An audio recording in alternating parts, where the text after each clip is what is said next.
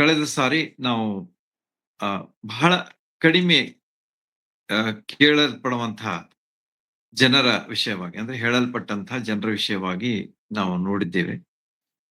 ಆತನು ಯಾರಂತಂದ್ರೆ ಅಬೆದ್ ಮಲೆಕ್ ಎಂಬಂತ ಒಬ್ಬ ವ್ಯಕ್ತಿ, ಸಾಧಾರಣ ವ್ಯಕ್ತಿಯಾಗಿದ್ದ.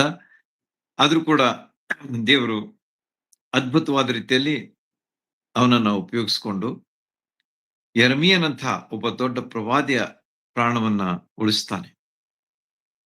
ಉಳಿದ ಮೇಲೆ ಪ್ರವಾದಿಯಾದಂಥ ಯೆರೆಮೀಯನು ಬಹಳಷ್ಟು ಸೇವೆಯನ್ನ ಮಾಡಲಿಕ್ಕೆ ಅನುಕೂಲ ಆಗ್ತದೆ, ಆಸ್ಪದ ಆಗ್ತದೆ ಎಂಬ ವಿಚಾರವನ್ನ ನಾವು ನೋಡಿದೆವು. ಅಬೇದ್ ಮಲೇಕನ ಜೀವನದಲ್ಲಿ ಇರತಕ್ಕಂಥ ಎಲ್ಲಾ ಒಳ್ಳೆಯ ಅಂಶಗಳನ್ನ, ವಿಶೇಷವಾಗಿ 4 ಅಂಶಗಳನ್ನ ನಾವು ಗಮನಿಸಿದೆವು. ಮತ್ತು ಅವುಗಳ ಪ್ರಕಾರ ನಾವು ನಡೆಯುವಾಗ ನಾವು ಸಹ ದೇವರಿಂದ ಉಪಯೋಗಿಸಲ್ಪಡುವಂತಹ ವ್ಯಕ್ತಿಗಳಾಗ್ಲಿಕ್ಕೆ ಸಾಧ್ಯ ಎಂಬುದನ್ನು ಸಹ ನಾವು ಕಂಡುಕೊಂಡಿದ್ದೇವೆ. ಅದೇ ರೀತಿಯಾಗಿ ಇವತ್ತು ನಮ್ಮ ಮುಂದೆ ಇರ್ತಕ್ಕಂಥ ವ್ಯಕ್ತಿ, ಆತನು ಸಹ ಬಹಳ ಪ್ರಖ್ಯಾತನಲ್ಲ, ಆದ್ರೆ ಬಹಳ ಕ್ವಚಿತ್ತಾಗಿ ಅವರ ಹೆಸರು ಕೇಳಿ ಬರ್ತದೆ.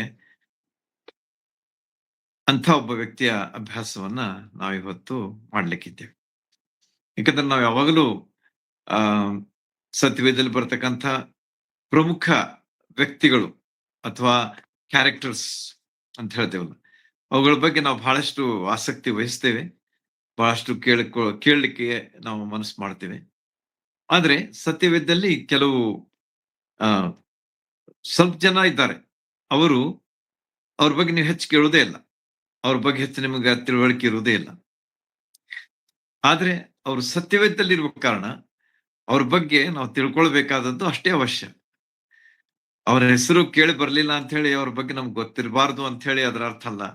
ಆದ್ರೆ ಅವರೂ ಸಹ ಬಹಳ ಮುಖ್ಯ ವ್ಯಕ್ತಿಗಳಾಗಿದ್ದಾರೆ ಮತ್ತು ದೇವರು ಅವ್ರನ್ನೂ ಸಹ ಉಪಯೋಗಿಸ್ಕೊಳ್ಳುವಾಗ ಯಾವ ರೀತಿಯಾಗಿ ತನ್ನ ಕೆಲಸವನ್ನ ಮಾಡ್ಲಿಕ್ಕೆ ಶಕ್ತನಾಗಿದ್ದಾನೆ.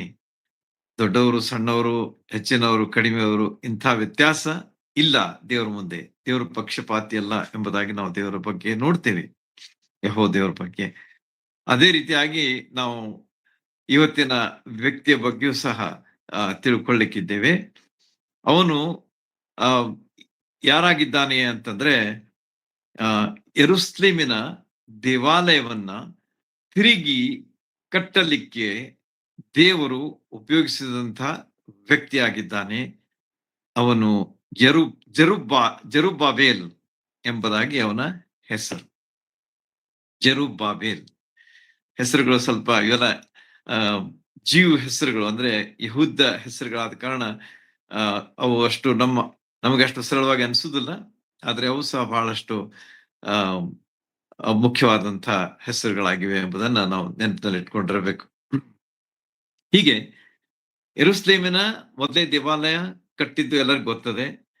ದಾವೀದ ಮನ್ಸು ಮಾಡ್ದ, ಆದ್ರೆ ದೇವರು ಅವನಿಗೆ ಹೇಳ್ದ, ಇಲ್ಲ, ನಿನ್ ಕೈಯಿಂದ ರಕ್ತಪಾತ ಬಹಳ ಆಗಿದೆ, ಆದ ಕಾರಣ ನಾನು ನಿನಗೆ ಅನುಕೂಲ ಮಾಡಿ ಕೊಡುದಿಲ್ಲ. ನಾನು I am not going to allow you. ಆದ್ರೆ ನಿನ್ನ ಮಗನ ಕೈಯಲ್ಲಿ ಈ ಕೆಲಸ ನಾನು ಮಾಡ್ಲಿಕ್ಕೆ ಅನುಕೂಲ ಮಾಡಿಕೊಡ್ತೇನೆ. I will allow your son to construct the temple of God ಎಂಬುದನ್ನ ನಾವು ಅರಸುಗಳು, ಆಮೇಲೆ ಪೂರ್ವಕಾಲ ವೃತ್ತಾಂತ, ಈ ಎಲ್ಲ ಹಿಸ್ಟಾರಿಕಲ್ ಬುಕ್ಸ್, ಐತಿಹಾಸಿಕ ಪುಸ್ತಕಗಳನ್ನ ಓದುವಾಗ ಅಲ್ಲಿ ಕಂಡುಕೊಳ್ತೇವೆ. ಹೀಗೆ ಸೊಲೊಮೋನನು ಕಟ್ಟಿದಂಥ ಒಂದು ಆಲಯ, ದೇವರ ಆಲಯ, ಬಹಳ ಭವ್ಯವಾಗಿತ್ತು, ವೈಭವಯುಕ್ತವಾಗಿತ್ತು, ದೊಡ್ಡದಾಗಿತ್ತು. ಅಂದ್ರೆ ದೇವರ ಮೆಷರ್ಮೆಂಟ್ಸ್, ಯಾವ ರೀತಿಯಾಗಿ ದೇವರು ಅಳತೆಗಳನ್ನ ಕೊಟ್ಟ ಅದರ ಪ್ರಕಾರ ಕಟ್ಟಿದಂಥ ಅದ್ಭುತವಾದಂತಹ ಒಂದು ಸೃಷ್ಟಿಯಾಗಿತ್ತು. It's what a beautiful structure, ಕಟ್ಟಡ ಆಗಿತ್ತು. ಸುಂದರವಾದದ್ದು, ಭವ್ಯವಾದದ್ದು, ಉತ್ತಮವಾದದ್ದು, ದೇವರನ್ನ ಆರಾಧಿಸುವಂತಹ ಒಂದು ಸ್ಥಳ. ಹೀಗೆ ಮೊದಲನೆಯ ಒಂದು ಆಲಯ ಸೊಲೊಮೋನನು ಕಟ್ಟಿದಂಥ ಆಲಯ. ಈ ಆಲಯಕ್ಕೆ ಏನಾಯ್ತು ಎಂಬುದನ್ನ ನಾವು ಮುಂದೆ ಬರುವಾಗ ತಿಳ್ಕೊಳ್ತೇವೆ. ನೆಬೂಕದ್ನೆಚ್ಚರ್ ಎಂಬಂತಹ ಒಬ್ಬ ಅರಸ, ಅವನೇನ್ ಮಾಡ್ತಾನೆ, ಇಸ್ರಾಯೇಲ್ ದೇಶ ಜೆರೂಸಲೇಮಿನ ಮೇಲೆ ದಾಳಿ ಮಾಡ್ತಾನೆ. ದಾಳಿ ಮಾಡಿ ಆ, ದೇವಾಲಯವನ್ನ ಕೆಡವಿಬಿಡ್ತಾನೆ. ಹಿ ಹಿ ಡಿಸ್ಟ್ರಾಯ್ಸ್ ದ ಟೆಂಪಲ್. ನೀವು ಓದ್ ನೋಡ್ರಿ, ಸ್ಪಷ್ಟವಾಗಿ ಅಲ್ಲಿ ಹೇಳಲಾಗಿದೆ. ಆತನ ಡಿಸ್ಟ್ರಾಯ್ ಮಾಡ್ದ ಅಂತ ಹೇಳ್ತಾರೆ, ನಾಶ ಮಾಡಿಬಿಟ್ಟ. ಅದರಲ್ಲಿರ್ತಕ್ಕಂಥ ಬಂಗಾರದ ಪಾತ್ರೆಗಳನ್ನ ತನ್ನ ದೇಶಕ್ಕೆ ತೆಗೆದುಕೊಂಡು ಹೋಗ್ಬಿಟ್ಟ ಅಂತೇಳಿ ಅಲ್ಲಿ ಹೇಳಲಾಗಿದೆ. ಈ ರೀತಿಯಾಗಿ ಈ ಭವ್ಯವಾದಂಥ ಈ ಒಂದು ದೇವರ ಆಲಯ ಈಗ ಏನಾಯ್ತು ಅಂತಂದ್ರೆ, ಒಂದು ಇಟ್ ಬಿಕೇಮ್ಸ್ ಎ ರೂಯಿನ್, ಅಥವಾ ಒಂದು ಕೆಡವಲ್ಪಟ್ಟಂತ ಒಂದು ಆಲಯವಾಗಿ ಅಲ್ಲಿ ನಮಗ ಕಂಡು ಬರ್ತದೆ. ಕೆಡವಿದಂಥವನು ಯಾರ ಅಂತಂದ್ರೆ, ಗರ್ವಿಷ್ಠನಾದಂಥ, ಸೊಕ್ಕಿನವನಾದಂಥ, ದೇವ ವಿರೋಧಿಯಾದಂಥ ನೆಬೂಕದ್ನೆಚ್ಚರ್ ಅರಸನ ಬಗ್ಗೆ ನಾವು ಇಲ್ಲಿ ತಿಳ್ಕೊಳ್ತೇವೆ. ಅವನಿಗೆ ದೇವರ ಬಗ್ಗೆ ಗೌರವ ಇರಲಿಲ್ಲ. ಅವನೇನ್ ಮಾಡಿಬಿಟ್ಟ ಅಂತಂದ್ರೆ, ದೇವರ ಆಲಯವನ್ನೇ ಕೆಡವಿ ಬಿಟ್ಟು ಅದರಲ್ಲಿರ್ತಕ್ಕಂಥ ಆ ಬಂಗಾರದ ಪಾತ್ರೆಗಳನ್ನ, ದೇವಾಲಯದಲ್ಲಿ ಉಪಯೋಗಿಸುವಂತಹ ಪಾತ್ರೆಗಳನ್ನ ತೆಗೆದುಕೊಂಡು ಹೋಗ್ಬಿಟ್ಟ ಎಂಬುದಾಗಿ ನಮಗ ಅಲ್ಲಿ ಕಂಡು ಬರ್ತದೆ. ಈ ರೀತಿಯಾಗಿ ಆ ನಾವು ನೋಡುವಾಗ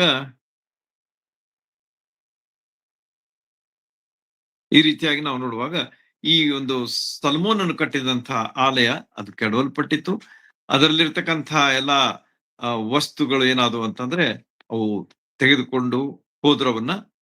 ಆಮೇಲೆ ಇನ್ನೊಂದು ವಿಷಯ ಅಲ್ಲಿ ನಾವು ನೋಡ್ತೀವಿ, ಅದೇನಂತಂದ್ರೆ, ದೇವ ಜನರನ್ನ ಅವನೇನ್ ಮಾಡ್ಬಿಟ್ಟ ಅಂತಂದ್ರೆ ಗುಲಾಮರನ್ನಾಗಿ ತೆಗೆದುಕೊಂಡು ಹೋಗ್ಬಿಟ್ಟ. He took them as slaves. ಈ ರೀತಿಯಾಗಿ ಆ ಇಸ್ರಾಯೇಲ್ರ ಒಂದು ದುಸ್ಥಿತಿಯನ್ನ ನಾವಲ್ಲಿ ಕಂಡುಕೊಳ್ತೇವೆ. ಇಸ್ರಾಯೇಲ್ರಿಗಿಂತಹ ದುಸ್ಥಿತಿ ಬರ್ಲಿಕ್ಕೆ ಯಾರು ಕಾರಣ? ಅದನ್ನು ಸಹ ನಾವು ತಿಳ್ಕೊಂಡಿರ್ಬೇಕು. It was their fault, it was their sins, it was their rebellion against God. ದೇವರ ವಿರುದ್ಧವಾಗಿ ಅವರು ಬಂಡೆದ್ದ ಕಾರಣ, ದೇವರ ಮಾತನ್ನ ಕೇಳದೆ ಹೋದ ಕಾರಣ, ದೇವರ ಆಜ್ಞೆಯನ್ನ ಮೀರಿದ ಕಾರಣ, ದೇವರನ್ನ ಅಲಕ್ಷಿಸಿದ ಕಾರಣ, ದೇವರು ಏನ್ ಮಾಡ್ತಾ ಇದ್ದ ಎಂಬುದನ್ನ ನಾವು ಇಸ್ರಾಯೇಲರ ಜೀವನದಲ್ಲಿ ಕಾಣ್ತೇವೆ. ಮೇಲಿಂದ ಮೇಲೆ ಅವ್ರು ಮಾಡ್ತಾ ಇದ್ರು. ಈವನ್ ಅವರು ಇಸ್ರಾಯೇಲರು ಗುಲಾಮ್ಗಿರಿಯಿಂದ ಹೊರಗೆ ಬರ್ತಾರಲ್ಲ, ಲಾಸ್ಟ್ ಟೈಮ್ 400 ವರ್ಷಗಳ ಒಂದು ಗುಲಾಮ್ಗಿರಿಯಿಂದ ಐಗುಪ್ತ ದೇಶದಿಂದ ದೇವರು ಹೊರಗೆ ತಂದಾಗ, ಆ ಪ್ರಯಾಣದಲ್ಲಿಯೂ ಸಹ ಎಷ್ಟೋ ರೀತಿಯಾಗಿ ದೇವರನ್ನ ವಿರೋಧಿಸ್ತಾರೆ. ಬಾಳನ ಪೂಜೆಯನ್ನು ಮಾಡ್ಲಿಕ್ಕೆ ಹೋದಾಗ ಅಲ್ಲಿಯೂ ಸಹ ಏನಾಗ್ತದೆ ಎಂಬುದನ್ನ ನಾವು ನೋಡ್ತೇವೆ. 3000 ಜನರಲ್ಲಿ ಸತ್ತು ಹೋಗ್ತಾರೆ. ಇಂಥ ರೀತಿಯಲ್ಲಿ ಅವರ ದುಸ್ಥಿತಿ ಆಗ್ತಾ ಇತ್ತು. ಯಾಕಂದ್ರೆ ದೇವರ್ ಸ್ಟಿಫ್ ನೆಕ್ಡ್ ಪೀಪಲ್ ಅಂತ ಹೇಳ್ತಾರೆ. ಅಂದ್ರೆ ಅವರು ಎದೆ ಸಟಿಸಿ ನಡೆದು ಹೋಗುವಂತ ವ್ಯಕ್ತಿಗಳಾಗಿದ್ರು. ಅವರ ಕತ್ತು ಏನಿರ್ತಂದ್ರೆ ಯಾವಾಗ್ಲೂ ಹಿಂಗೆ ಮೇಲೆ ನೋಡ್ತಿತ್ತು, ಹೊರತು ಅವ್ರ ಕೆಳಗೆ ನೋಡ್ತಿರ್ಲಿಲ್ಲ ಅಂತ ಅಂದ್ರೆ ಅದರ ಒಂದು ಅರ್ಥ ನಾನು ನಿಮ್ಗೆ ಹೇಳ್ತಾ ಇದ್ದೇನೆ. ಆ ರೀತಿಯಾಗಿ ಅವರು ಸೊಕ್ಕಿನ ಜನರಾಗಿದ್ದು ದೇವರನ್ನ ಲಕ್ಷಿಸ್ತಾ ಇರಲಿಲ್ಲ, ಅಲಕ್ಷಿಸ್ತಾ ಇದ್ರು, ಆಜ್ಞೆಗಳನ್ನ ಮೀರ್ತಾ ಇದ್ರು. ದೇವರ ಪನಿಷ್ಮೆಂಟ್ ಅನ್ನ ಅವರು ಮೇಲಿನ ಮೇಲೆ ಅನುಭವಿಸ್ತಾ ಇದ್ರು. ನ್ಯಾಯಸ್ಥಾಪಕರ ಪುಸ್ತಕದಲ್ಲಿ ಸಹ ನೋಡ್ತೇವೆ, ಅರಸುಗಳ ಪುಸ್ತಕದಲ್ಲಿ ನೋಡ್ತೇವೆ, ಸಂವೇಲನ ಪ್ರವಾದನೆಯಲ್ಲಿ ನೋಡ್ತೇವೆ, ಸಂವಾದನ ಪುಸ್ತಕದಲ್ಲಿ ನೋಡ್ತೇವೆ. ಅದೇ ರೀತಿಯಾಗಿ ಪೂರ್ವಕಾಲ ವೃತ್ತಾಂತದಲ್ಲಿಯೂ ಸಹ ನಾವು ಯಾವ ರೀತಿಯಾಗಿ ಅವರು ದೇವರು ವಿರುದ್ಧವಾಗಿ ಬೀಳ್ತಾ ಇದ್ರು ಮತ್ತು ದೇವರು ಅವ್ರನ್ನ ಯಾವ ರೀತಿಯಾಗಿ ಪನಿಷ್ ಮಾಡ್ತಾ ಇದ್ದ, ಅಂದ್ರೆ ಅವ್ರನ್ನ ಶಿಕ್ಷಿಸ್ತಾ ಇದ್ದ, ಅನ್ಯ ಜನರ ಕೈಗೆ ಅವ್ರನ್ನ ಕೊಟ್ಬಿಡ್ತಾ ಇದ್ದ. ಅವರ ಸ್ಥಿತಿ ಭಯಂಕರವಾಗಿ ಹೋಗ್ತಿತ್ತು ಎಂಬುದಕ್ಕೆ ಇವತ್ತಿನ ಒಂದು ಚಿತ್ರವೇ ನಮಗ ಸಾಕ್ಷಿಯಾಗಿ ಕಂಡು ಬರ್ತಾ ಇದೆ. ಅವ್ರನ್ನ ಅವನೇನ್ ಮಾಡ್ಬಿಟ್ಟ ಅಂತಂದ್ರೆ ಗುಲಾಮರನ್ನಾಗಿ ತೆಗೆದುಕೊಂಡು ಹೋದ. He took them as slaves. ನಾನು ಎಷ್ಟೋ ಸಲ ನಿಮ್ಗೆ ಎಕ್ಸ್ಪ್ಲೈನ್ ಮಾಡಿದ್ದೇನೆ, ಅದ್ಕೊಂಡು ಹೆಚ್ಚು ಸಮಯ ಹಾಕುದಿಲ್ಲ. ಅದರಲ್ಲಿ ಗುಲಾಮರ್ ಅಂತಂದ್ರೆ ಅವ್ರಿಗೆ ನೋ ಫ್ರೀಡಮ್ ಅಟ್ ಆಲ್. ಅವ್ರು ಏನ್ ಹೇಳ್ತಾರೆ, ಯಜಮಾನ್ ಅಂದ್ರೆ ಒಡೆಯನ್ ಹೇಳ್ತಾನೆ ಅದನ್ನೇ ಮಾಡ್ಬೇಕು. ಬೇರೆ ಅವ್ರಿಗೆ ಯಾವುದೇ ಒಂದು ಅವಕಾಶ ಇರುವುದಿಲ್ಲ, ಸ್ವತಂತ್ರ ಇರುವುದಿಲ್ಲ. ಯಾವಾಗ್ಲೂ ಅವರು ಯಜಮಾನ ನೋಡ್ತಾನೆ ಇರ್ಬೇಕು. ಅವನೇನ್ ಹೇಳ್ತಾನೆ ಅದನ್ನೇ ಮಾಡ್ಬೇಕು. ಕುಂಡ್ರಂದ್ರೆ ಕುಂಡ್ರಬೇಕು, ಹೋಗಂದ್ರೆ ಹೋಗ್ಬೇಕು. ಈ ರೀತಿಯ ಅಂತ ಒಂದು ಸ್ಥಿತಿ ಗುಲಾಮರದಾಗಿತ್ತು ಅಂತ ಹೇಳಿ ನಮಗ ತಿಳಿದು ಬರ್ತದೆ ದೇವರ ವಾಕ್ಯ ಓದುವ. ಇಂಥ ಸ್ಥಿತಿಗೆ ಹೋಗಿ ಮುಟ್ಟಿದವ್ರು ಯಾರಂತಂದ್ರೆ ಇಸ್ರಾಯೇಲ್ ಜನರು. ಹೀಗೆ ಸಾಧಾರಣ ಇದೆಲ್ಲ ನಮಗ ಎಲ್ಲಿ ಕಂಡು ಬರ್ತಂತಂದ್ರೆ, ಎಜ್ರನ ಪುಸ್ತಕ ನಾವು ಈಗಾಗಲೇ ಓದಿದ್ದೇವೆ. ಮತ್ತು ನೆಹಮಿಯನ ಪುಸ್ತಕದಲ್ಲಿ ಸಹ ಅದನ್ನ ನೋಡ್ತೇವೆ. ಈ ರೀತಿಯಾಗಿ ನೀವು ಸ್ವಲ್ಪ ಅದನ್ನ ಓದಿರಿದ್ರೆ ಹೆಚ್ಚಾಗಿ ನಿಮ್ಗೆ ಅದರ ತಿಳುವಳಿಕೆ ಬರ್ತದೆ. ಯಾಕಂದ್ರೆ ಅದನ್ನೆಲ್ಲ ಎಕ್ಸ್‌ಪ್ಲೇನ್ ಮಾಡ್ಬೇಕಂದ್ರೆ ನಿಮ್ಗೆ ಸಮಯ ಸಾಲದಿಲ್ಲ. ಆದ ಕಾರಣ ಎಜ್ರನ ಪುಸ್ತಕ, ಆಮೇಲೆ ನೆಹಮಿಯನ ಪುಸ್ತಕವನ್ನ ನೀವು ಓದಿದ್ರೆ ದೇವರು ಯಾವ ರೀತಿಯಾಗಿ ಅವರನ್ನ ತಿರುಗಿ ಆ ಗುಲಾಮಗಿರಿಯಿಂದ ಬಿಡಿಸ್ಲಿಕ್ಕೆ ರೆಡಿ ಆಗಿದ್ದಾನೆ ಎಂಬುದು ನಮಗಲ್ಲಿ ತಿಳಿದು ಬರ್ತದೆ.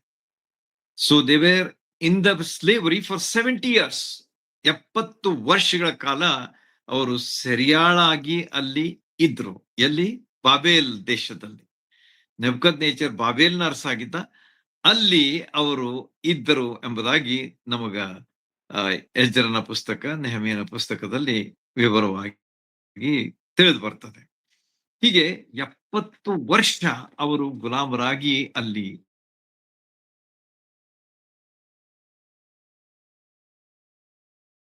ಉಳಿದ್ರು ಎಂಬುದಾಗಿ ಅಲ್ಲಿ ನಮಗ ತಿಳಿಸ್ತಾರೆ ಈ ಆಥರ್ಸ್, ಈ ಗ್ರಂಥಕರ್ತರು.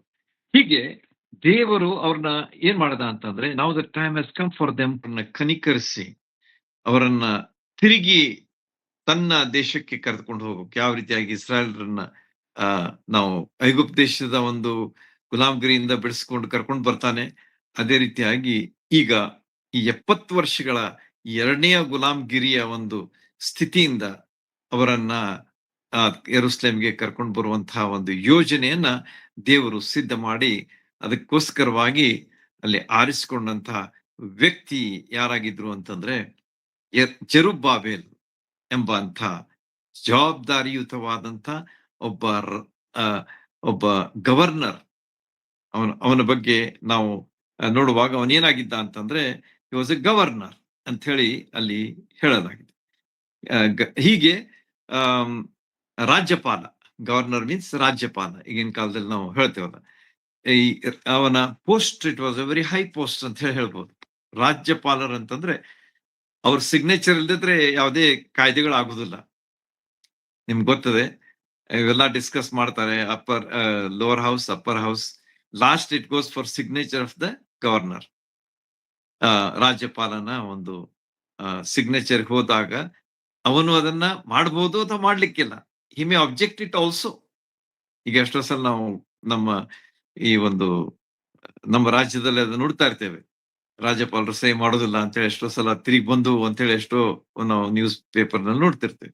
ಹೀಗೆ ಅವನ ಒಂದು ಹುದ್ದೆ ಏನಿತ್ತಂತಂದ್ರೆ it was very high post and also very responsible post ಆಗಿತ್ತು ಅಂತ ಹೇಳಿ ನಮಗೆ ಅದರ ಅರಿವು ಬರ್ತದೆ. ಹೀಗೆ ದೇವರು ಇಸ್ರಾಯೇಲರನ್ನ ತನ್ನ ದೇಶಕ್ಕೆ ತಿರುಗಿ ಕರ್ಕೊಂಡು ಬರಬೇಕು, ಆಮೇಲೆ ದೇವಾಲಯವನ್ನ ತಿರುಗಿ ಕಟ್ಟಬೇಕು. That was another thought. First of all ಅವರು ಬಾಬೇಲನ್ನ ಬಿಟ್ಟು ಇಸ್ರಾಯೇಲ್ ದೇಶಕ್ಕೆ ಬರಬೇಕು. ಎರಡನೇದಾಗಿ ಯೆರೂಸಲೇಮಿನಲ್ಲಿ ಹಾಳು ಬಿದ್ದಂತ ಅಥವಾ ನಾಶ ಮಾಡಲ್ಪಟ್ಟಂತ ಆ ಆಲಯವನ್ನ ತಿರುಗಿ ಕಟ್ಟಬೇಕು. That was the second thought. Third thought ಏನಂತಂದ್ರೆ, ಯೆರೂಸಲೇಮಿಗೆ ಗೋಡೆಗಳೇನಿತ್ತು ಅವೆಲ್ಲ ಹಾಳಾಗಿ ಹೋಗ್ಬಿಟ್ಟಿತ್ತು. All the walls and the gates of Jerusalem were destroyed. ಯಾವ ಇರಲೇ ಇಲ್ಲ ಅವು, ಅಂದ್ರೆ ಎಲ್ಲ ಹಾಳಾಗಿ ಹೋಗ್ಬಿಟ್ಟಿತ್ತು. ಸಾಕಷ್ಟು ಧೂಳು ಮಣ್ಣು ರಾಶಿ ಇತ್ತು ಅಂತ ಹೇಳಿ ನಮಗ ನೆಹಮಿಯನ ಪುಸ್ತಕ ಓದುವಾಗ ಅಲ್ಲಿ ಕಂಡು ಬರ್ತದೆ. ಈ ರೀತಿಯಾಗಿ ಇದ್ದಂಥ ಆ ಕಂಪೌಂಡ್ ವಾಲ್ಸ್ ಮತ್ತು ಗೇಟ್ಸ್ ಏನದಲ್ಲ ಅವನ್ನ ತಿರುಗಿ ಕಟ್ಟಬೇಕಾದ ಜವಾಬ್ದಾರಿಯನ್ನ ನೆಹಮಿಯನಿಗೆ ದೇವರು ಕೊಡ್ತಾನೆ. So these are the 3 things that we should remember. ನೆನ್ಪಿಟ್ಕೊಡ್ರಿ, ಬಹಳ ಇಂಟ್ರೆಸ್ಟಿಂಗ್ ಅದಾವೆ. ಆಮೇಲೆ ನೀವು ನೆನ್ಪಿಟ್ರೆ ನಿಮ್ಗೆ ಬಹಳಷ್ಟು ಅದರ ಪ್ರಯೋಜನ ಆಗ್ತದೆ. You will enjoy the study of God's word. ಮೊದಲನೇದಾಗಿ, ಒಬ್ಬ ಅಧಿಕಾರಿ ಇಸ್ರಾಯೇಲ್ರನ್ನ ತಿರುಗಿ ತನ್ನ ದೇಶಕ್ಕೆ ಕರ್ಕೊಂಡು ಹೋಗ್ಬೇಕು. ಆ ಜವಾಬ್ದಾರಿಯನ್ನ ದೇವ್ರು ಯಾರಿಗೆ ಕೊಟ್ಟ ಅಂತಂದ್ರೆ ಜೆರುಬ್ಬಾಬೆಲ್. ಇವನೇನಾಗಿದ್ದ? ರಾಜ್ಯಪಾಲ ಆಗಿದ್ದ. He was the governor, very responsible man. ಎರಡನೇ ಜವಾಬ್ದಾರಿ ಎಜ್ರನಿಗೆ ಕೊಟ್ಟಿದ್ದ. ಅದೇನಂತಂದ್ರೆ ಆತ್ಮೀಯ ವಿಷಯಗಳ ಬಗ್ಗೆ ಜನರಿಗೆ ತಿರುಗಿ ಅವರನ್ನ ಆ ಸ್ಥಿತಿಗೆ ತೆಗೆದುಕೊಂಡು ಬರಬೇಕು. ಅಂದ್ರೆ ರಿವೈವಲ್, ಭಕ್ತಿ ಸಂಜೀವನ ಉಂಟಾಗಬೇಕು ತನ್ನ ಜನರಲ್ಲಿ ಎಂಬಂಥ ಒಂದು ಜವಾಬ್ದಾರಿಯ ಕೆಲಸವನ್ನ Ezra was also A very special man. ಅವನ ಬಗ್ಗೆ ನೀವು ಓದಿದ್ರೆ ಹಿ ವಾಸ್ ಎ ಶಾಸ್ತ್ರಿ. ಅಂದ್ರೆ ಶಾಸ್ತ್ರಿಗಳು ಅಂತ ಹೇಳಿ ನಾವು ಯೇಸು ಸ್ವಾಮಿ ಕಾಲದಲ್ಲಿ ನೋಡ್ತೇವಲ್ಲ, ಅವನಾಗಿದ್ದವ. ಶಾಸ್ತ್ರಿಗಳು ಏನಾಗಿದ್ರು ಅಂತಂದ್ರೆ ದೇವರ್ ವೆಲ್ ರೆಡ್ ಪೀಪಲ್. ಅಂದ್ರೆ ಬಹಳಷ್ಟು ಆ ಧರ್ಮಶಾಸ್ತ್ರದ ಅಭ್ಯಾಸ ಮಾಡಿ ಅದರ ತಿಳುವಳಿಕೆಯನ್ನ ಹೊಂದಿದಂತಹ ವ್ಯಕ್ತಿಗಳು ಶಾಸ್ತ್ರಿಗಳಾಗಿದ್ರು. So second responsibility of revival amongst his people, ತನ್ನ ಜನರಲ್ಲಿ ಒಂದು ಭಕ್ತಿ ಸಂಜೀವನ ಆಗ್ಬೇಕು. ಆ ಜವಾಬ್ದಾರಿಯನ್ನ ದೇವರು ಎಜ್ರನಿಗೆ ಹಾಕ್ತಾನೆ. ಮೂರನೇ ಜವಾಬ್ದಾರಿ ನಾನು ಈಗಾಗಲೇ ಹೇಳಿದೆ, ಬಿದ್ದು ಹೋದಂತ ವಾಲ್ಸ್, ಕಂಪೌಂಡ್ ವಾಲ್ಸ್ ಆ ಮತ್ತು ಗೇಟ್ಸ್, ಈ ಏನು ಬಾಗಿಲುಗಳಿದ್ದು ಅವೆಲ್ಲಗಳನ್ನೆಲ್ಲ ತಿರುಗಿ ಸರಿ ಮಾಡುವಂತ, ಸರಿಪಡಿಸುವಂತ ಒಂದು ಜವಾಬ್ದಾರಿಯನ್ನ ದೇವರು ನೆಹಮೀಯನಿಗೆ ಕೊಡ್ತಾನೆ. Was Nehemiah. Nehemiah was the cupbearer of the king. ಅರಸನ ಒಬ್ಬ ಪಾನದಾಯಕನಾಗಿದ್ದ. Very very responsible post. ನಾನು ಈಗಾಗಲೇ ಹೇಳಿದ್ದೇನೆ ಅದ್ರ ಬಗ್ಗೆ. ಅರಸನಿಗೇನಾದ್ರೂ ಕೊಡ್ಬೇಕಾಗಿದ್ರೆ, ಯಾವುದೇ ಪಾನಕ ಕೊಡ್ಬೇಕಾಗಿದ್ರೆ ಅದನ್ನ ಫಸ್ಟ್ ಇವನು ಅದರ ಒಂದು ಸ್ಯಾಂಪಲ್ ಟೆಸ್ಟ್ ಮಾಡ್ಬೇಕು. ಅದರಲ್ಲಿ ಯಾವ ವಿಷ ಗಿಷ ಇಲ್ಲ ಅಂತ ಹೇಳಿ ಗೊತ್ತಾದ್ಮೇಲೆ ಅರಸನಿಗೆ ಹೋಗ್ತಾ ಇತ್ತು. So much dependence, confidence was there on Nehemiah. ನೆಹಮಾಯನ ಮೇಲೆ ಇಂಥ ಒಂದು ದೊಡ್ಡ ಆತ್ಮವಿಶ್ವಾಸ ಅರಸ ಇಡಬೇಕಾಗ್ತಿತ್ತು, ಜನ ಇಡಬೇಕಾಗ್ತಿತ್ತು. ಯಾಕಂದ್ರೆ ಅವನ ಹುದ್ದೆನೆ ಹಾಗಿತ್ತು. ಈ ರೀತಿಯಾಗಿ 3 ರೆಸ್ಪಾನ್ಸಿಬಲ್ ಪೀಪಲ್ ವಿ ಫೈಂಡ್. 3 ಜವಾಬ್ದಾರಿಯುತ ವ್ಯಕ್ತಿಗಳನ್ನ ಇಲ್ಲಿ ನಾವು ಕಾಣ್ತೇವೆ. ಜೆರುಬ್ಬಾಬೆಲ್, ಆಮೇಲೆ ಎಜ್ರಾ, ಆಮೇಲೆ ನೆಹಮೀಯ. ಇವತ್ತು ನಾವು ಅಭ್ಯಾಸ ಮಾಡುವಂತದ್ದು ಮೇನ್ಲಿ ಯೆರುಬ್ಬಾಬೆಲ್ ಸಲುವಾಗಷ್ಟೇ ನೋಡೋಣ. ಯಾಕಂದ್ರೆ ಅವ್ರ ಬಗ್ಗೆ ನಾವು ನೋಡ್ಲಿಕ್ಕೆ ಆಗ್ಲಿಕ್ಕಿಲ್ಲ. ಆದ ಕಾರಣ ಇವನ ಅಭ್ಯಾಸವನ್ನ ಮುಗಿಸ್ಲಿಕ್ಕೆ, ಇವನ ವಿಷಯವಾಗಿರ್ತಕ್ಕಂತಹ ಸಂಗತಿಗಳನ್ನ ಕಂಡುಕೊಳ್ಳಿಕ್ಕೆ ನಾವು ಪ್ರಯತ್ನ ಮಾಡೋಣ. ಈ ರೀತಿಯಾಗಿ ಜೆರುಬ್ಬಾಬೆಲ್ ಏನಾಗಿದ್ದ ಅಂತಂದ್ರೆ ಹಿ ವಾಸ್ ಅ ಲೀಡರ್. ಅವನು ರಾಜ್ಯಪಾಲ ಅಷ್ಟೇ ಅಲ್ಲದೆ ಹಿ ವಾಸ್ ದ ಲೀಡರ್. ಅವನು ಜನರ ನಾಯಕನಾಗಿದ್ದ ಎಂಬುದಾಗಿಯೂ ಸಹ ಅವನ ಬಗ್ಗೆ ಬರೆದದೆ. So he was to lead the highest number of people. ನಾವು ಈ 3 ಜನರ ವಿಷಯವಾಗಿ ನೋಡುವಾಗ 3 ಗುಂಪುಗಳಾಗಿ ಇಸ್ರಾಯೇಲ್ ಜನರು ತಮ್ಮ ದೇಶಕ್ಕೆ ಹೋಗ್ತಾರೆ.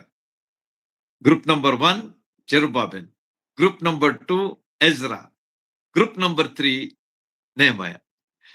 ಈ 3 ಜನರ ಅಧಿಪತ್ಯದಲ್ಲಿ ಅಥವಾ ನಾಯಕತ್ವದಲ್ಲಿ 3 ಗುಂಪಿನ ಜನರು, ಬೇರೆ ಬೇರೆ ಜನರು. ಫಸ್ಟ್ ಗ್ರೂಪ್ ಹೋಗ್ತದೆ, ಆಮೇಲೆ ಉಳಿದಲ್ಲಿ 2ನೇ ಗ್ರೂಪ್ನವರು ಹೋಗ್ತಾರೆ, ಉಳಿದಂತಹ ಎಲ್ಲರೂ 3ನೇ ಗ್ರೂಪ್ ನಲ್ಲಿ ಬರ್ತಾರೆ. ಈ ರೀತಿಯಾಗಿ ಈ 3 ಗುಂಪುಗಳ ಜನರ ಆಧಿಪತ್ಯವನ್ನ ವಹಿಸಿದವರು ಯಾರಾಗಿದ್ರು ಅಂತಂದ್ರೆ ಈ 3 ಜನರು, ಜೆರುಬ್ಬಾಬೆಲ್, ಎಜ್ರಾ ಮತ್ತು ನೆಹಮೀಯ. ಓಕೆ, ಈಗ ಈ ಜೆರುಬ್ಬಾಬೆಲಿನ ಗುಂಪಿನ ಜನರ ಸಂಖ್ಯೆ ಎಷ್ಟಿತ್ತು ಅಂತ ಹೇಳಿ ಅದು ಅಲ್ಲಿ ಬರ್ದದೆ, ನೀವು ಓದ್ರಿ. 42,360. 42,360. If you have got pen and papers, please note down so that it will really help you to understand better. ಇನ್ನು ಹೆಚ್ಚಾಗಿ ತಿಳ್ಕೊಳ್ಳಿಕ್ಕೆ ಅರ್ಥ ತಿಳ್ಕೊಳ್ಳಿಕ್ಕೆ ನಿಮಗೆ ಬಹಳ ಸಹಾಯ ಆಗ್ತದೆ. ಓಕೆ, ಈ ರೀತಿಯಾಗಿ 42,360 ಜನರನ್ನ ಒಂದು ಗುಂಪಾಗಿ ಮಾಡಿಕೊಂಡು ಇಸ್ರಾಯೇಲ್ ದೇಶವನ್ನ ಮುಟ್ಟಿದಂಥ ಜವಾಬ್ದಾರಿ ವ್ಯಕ್ತಿ ಯಾರಾಗಿದ್ದ ಅಂತಂದ್ರೆ ಜೆರುಬ್ಬಾಬೆಲ್. Next come Shastri. ಅವನು ಯಾರಂತಂದ್ರೆ ಎಜ್ರಾ. ಅವನ ಗುಂಪಿನಲ್ಲಿ ಜನ ಕಡಿಮೆ ಇದ್ರು, ಅದರ ಸಂಖ್ಯೆ ನೀವು ಅಲ್ಲಿ ಓದಿ ತಿಳ್ಕೊಳ್ರಿ. 3ನೇ ಗುಂಪಿನಲ್ಲಿ ನೆಹಮಾಯ, ಅಲ್ಲಿಯೂ ಸಹ ಕಡಿಮೆ ಇದ್ರು. But highest number of people who traveled with Zerubbabel were 42,360. ಅರ್ಥ ಆಯ್ತಂತ ಅನಿಸ್ತದೆ ನನಗೆ. ಈ ರೀತಿಯಾಗಿ ಈ ಇಸ್ರಾಯೇಲರನ್ನ ತಮ್ಮ ಸ್ವದೇಶಕ್ಕೆ ತರುವಂತಹ ಜವಾಬ್ದಾರಿ ಅಷ್ಟೇ ಅಲ್ಲದೆ ದೇವಾಲಯ ಕಟ್ಟುವಂತಹ ಜವಾಬ್ದಾರಿ ಜೆರುಬ್ಬಾಬೆಲ್ನಾಗಿತ್ತು ಅಂತೇಳಿ ನಾವು ಈ ಮೊದಲೇ ಒಂದು ಅಂಶವನ್ನ ಅವನ ಬಗ್ಗೆ ತಿಳ್ಕೊಳ್ಳೋಣ. Very important. So I think I have given the background very clearly. ಯಾರಿಗೂ ತಿಳಿಯುವಂತಹ ರೀತಿಯಲ್ಲಿ ನಾನು ಹೇಳಲಿಕ್ಕೆ ಮನಸ್ಸು ಮಾಡ್ತೇನೆ, ಯಾಕಂದ್ರೆ ಅದು ನಿಮ್ಗೆ ನೆನಪುಳಿತದೆ. Otherwise if I complicate, you will not understand. ನಾ ಅದನ್ನ ಬಹಳಷ್ಟು ನಿಮಗೆ ಹೇಳ್ಬೋದು ಬೇರೆ ರೀತಿಯಲ್ಲಿ, ಆದ್ರೆ ಅದು ನಿಮ್ಗೆ ತಿಳ್ಕೊಳ್ಳಿಕ್ಕೆ ಬಹಳ ಕಠಿಣ ಆಗ್ತದೆ. ಆದ ಕಾರಣ ನಾನು ನಿಮಗೆ ಆದಷ್ಟು ಸಿಂಪಲ್ ಆಗಿ ಹೇಳಲಿಕ್ಕೆ ಪ್ರಯತ್ನ ಮಾಡ್ತಿರ್ತೇನೆ. So that you will remember and also you will practise. ದೇವರು ನಮಗೆ ಸಹಾಯ ಮಾಡಲಿ ತನ್ನ ಆತ್ಮನ ಸಹಾಯದಿಂದ ಈ ವಿಷಯಗಳನ್ನ ತಿಳ್ಕೊಳ್ಳೋದಷ್ಟೇ ಅಲ್ಲ, ಕೈಕೊಳ್ಳುವುದು ಸಹ ಬಹಳ ಅವಶ್ಯ ಅಂತ ಹೇಳಿ ಈ ಭಾಗಗಳ ಅಭ್ಯಾಸ ನಮಗೆ ತಿಳಿಸ್ಕೊಡ್ತದೆ. ಓಕೆ, ದೇವರ ಯೋಜನೆಗಳು ಬಹಳ ಅದ್ಭುತವಾಗಿದ್ದು ಅಂತ ಹೇಳಿ ನಾವು ನೋಡ್ತೇವೆ. ಯಾಕಂದ್ರೆ ದೇವರು ಏನಾಗಿದ್ದಾನೆ ಅಂತಂದ್ರೆ ಸರ್ವಶಕ್ತನು, ಸರ್ವಜ್ಞನು, ಸರ್ವವ್ಯಾಪಿಯಾಗಿದ್ದಾನೆ. ಆತನಲ್ಲಿ ಎಲ್ಲಾ ಶಕ್ತಿ ಇದೆ, ಆತನು ಎಲ್ಲಾ ಕಡೆಗಿದ್ದಾನೆ ಮತ್ತು ಆತನಿಗೆ ಎಲ್ಲಾ ಜ್ಞಾನ, ಪರಿಪೂರ್ಣ ಜ್ಞಾನ ಆತನಿಗೆ ಉಂಟು ಅಂತ ಹೇಳಿ. ಹೀಗೆ ಆತನ ಸರ್ವಶಕ್ತಿ, ಸರ್ವವ್ಯಾಪಿ, ಸರ್ವಜ್ಞಾನಿ ಇವುಗಳ ಮೂಲಕವಾಗಿ ಅವನ ಮಾರ್ಗಗಳು ಅಥವಾ ಅವನ ಯೋಚನೆಗಳು ಏನಾಗಿವೆ. ನಾನು ಹೇಳ್ತಿರ್ತೇನೆ ಮೇಲಿನ ಮೇಲೆ ಇದನ್ನ. ಯೆಶಾಯನ ಪ್ರವಾದನೆ 55ನೇ ಅಧ್ಯಾಯದಲ್ಲಿ ಆತನೇ ಹೇಳ್ತಾನೆ, ದೇವರೇ ಹೇಳ್ತಾನೆ ಏನಂತ ಹೇಳಿ, ನನ್ನ ಯೋಚನೆಗಳು ನಿಮ್ಮ ಯೋಚನೆಗಳಲ್ಲ, ನನ್ನ ಮಾರ್ಗಗಳು ನಿಮ್ಮ ಮಾರ್ಗಗಳಲ್ಲ, ಅವು ಆಕಾಶಕ್ಕೆ ಮತ್ತು ಭೂಮಿಗೆ ಎಷ್ಟು ಅಂತರವಿವೆಯೋ ಅಷ್ಟು ಅಂತರವುಳ್ಳವುಗಳಾಗಿವೆ. So you can't imagine also. ಅಷ್ಟು ಅಗಾಧವಾದಂಥವುಗಳು, ಉನ್ನತವಾದಂಥವುಗಳು ಅವನ ಮಾರ್ಗಗಳಾಗಿವೆ, ಆತನ ಯೋಚನೆಗಳಾಗಿವೆ. ಗ್ರಹಿಸ್ಲಿಕ್ಕೂ ಸಾಧ್ಯ ಇಲ್ಲ. ಯಾಕಂದ್ರೆ ನೀವು the distance between earth and heaven ಎಷ್ಟಿದೆ ಅಂತೇಳಿ ನನಗೆ ಗೊತ್ತಿಲ್ಲ. ಇಟ್ ಈಸ್ ಇನ್ಫೈನೈಟ್ ಅಂತೇಳಿ ಹೇಳ್ಬೋದು. ಆದ ಕಾರಣ ಅಷ್ಟು ಅಂತರವುಳ್ಳಂಥ ಆತನ ಜ್ಞಾನ, ಆತನ ಯೋಚನೆ, ಆತನ ಮಾರ್ಗಗಳು ಅವುಗಳು ನಿಜವಾಗಿಯೂ ಬಹಳ ಉನ್ನತವಾದವುಗಳು ಅಂತ ಹೇಳಿ ನಾವು ತಿಳ್ಕೊಂಡಿರೋಣ. Let us think that much only and let's continue to believe on him. ಅಂಥ ಒಬ್ಬ ದೊಡ್ಡ ದೇವರು ನಮ್ಮ ದೇವರಾಗಿದ್ದಾನೆ ಎಂಬುದನ್ನ ತಿಳ್ಕೊಂಡು ಆತನಲ್ಲಿ ನಾವು ಹೆಚ್ಚಳ ಪಡೋಣ. ಆತನಿಗೆ ಗೌರವ, ಘನತೆ, ಮಾನವಗಳನ್ನ ಸಲ್ಲಿಸೋಣ. This is what is expected of us. We should always be proud of him. ಆತನಿಗೆ ನಾವು ಯಾವಾಗಲೂ ಘನತೆ, ಗೌರವ, ಮಾನ, ಮಹಿಮೆ ಎಲ್ಲವುಗಳನ್ನ ನಾವು ಸಲ್ಲಿಸುವುದಕ್ಕೆ ಸಿದ್ಧರಾಗಿರ್ಬೇಕು ಯಾವಾಗ್ಲೂ. ಈ ರೀತಿಯಾಗಿ ಜೆರುಬ್ಬಾಬೆಲ್ನು ಏನಾದ ಅಂತಂದ್ರೆ ಇವತ್ತಿನ he was the chosen of god. ಆದ ಕಾರಣ ಇವತ್ತಿನ ನಾನು ಇದರಲ್ಲಿ ಇಂಟ್ರೊಡಕ್ಷನ್ ಸಹ ಕೊಟ್ಟಿದ್ದೇನೆ ನಿಮಗೆ, ವಾಟ್ಸ್ಆಪ್ ನಲ್ಲಿ ಹಾಕಿದ್ದೇನಲ್ಲ, ಅದರಲ್ಲಿ ಗಾಡ್ ಚೋಸ್ ಜೆರುಬ್ಬಾಬೆಲ್. ಯಾಕಂದ್ರೆ it was A very very important post.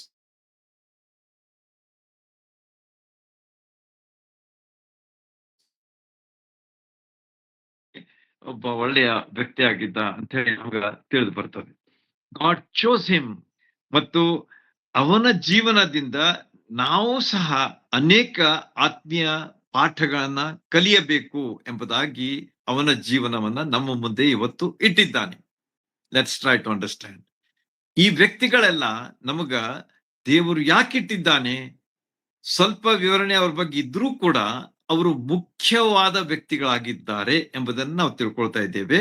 ಮತ್ತು ಇವರ ಜೀವನ ನಮ್ಮ ಮುಂದೆ ಯಾಕಿಟ್ಟಿದ್ದಾನೆ ಅಂತಂದ್ರೆ ಅದರ ಮೂಲಕ ನಾವು ಆತ್ಮೀಯ ಪಾಠಗಳನ್ನ ಕಲಿಬೇಕು.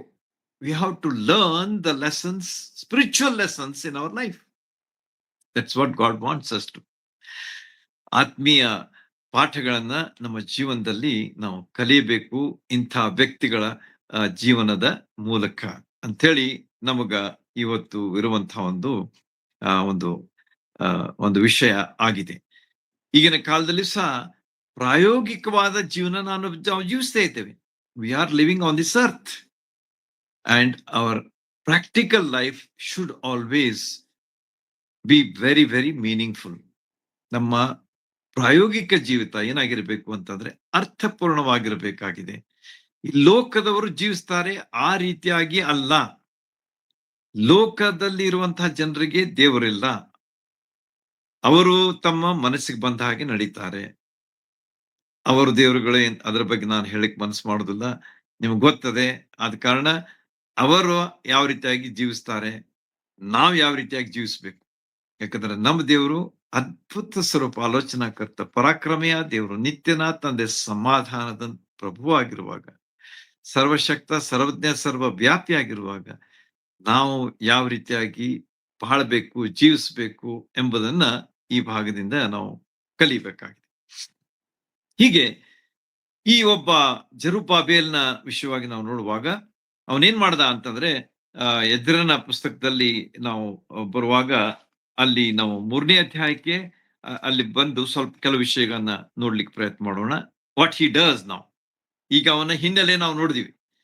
ದ ಬ್ಯಾಕ್ ಗ್ರೌಂಡ್ ಅವನೇನಿದ್ದ, ಹೇಗಿದ್ದ ಎಲ್ಲವುಗಳನ್ನ ನಾವು ನೋಡಿದಿವಿ. ಎಷ್ಟು ಜನರನ್ನ ತಗೊಂಡ್ ಬಂದ, ಅವನ ಹುದ್ದೆ ಏನಾಗಿತ್ತು ಎಲ್ಲವುಗಳನ್ನ ನಾವು ನೋಡಿದ್ಮೇಲೆ ಈಗ ಅವನೇನ್ ಮಾಡ್ದ ಎನ್ನುವುದನ್ನ 3ನೇ ಅಧ್ಯಾಯ, ಈಗ ಸಹೋದರ ಓದಿದ್ದು 5ನೇ ಅಧ್ಯಾಯ, ಈಗ ಅದು ಸ್ವಲ್ಪ ಹಿಂದೆ ಬರೋಣ.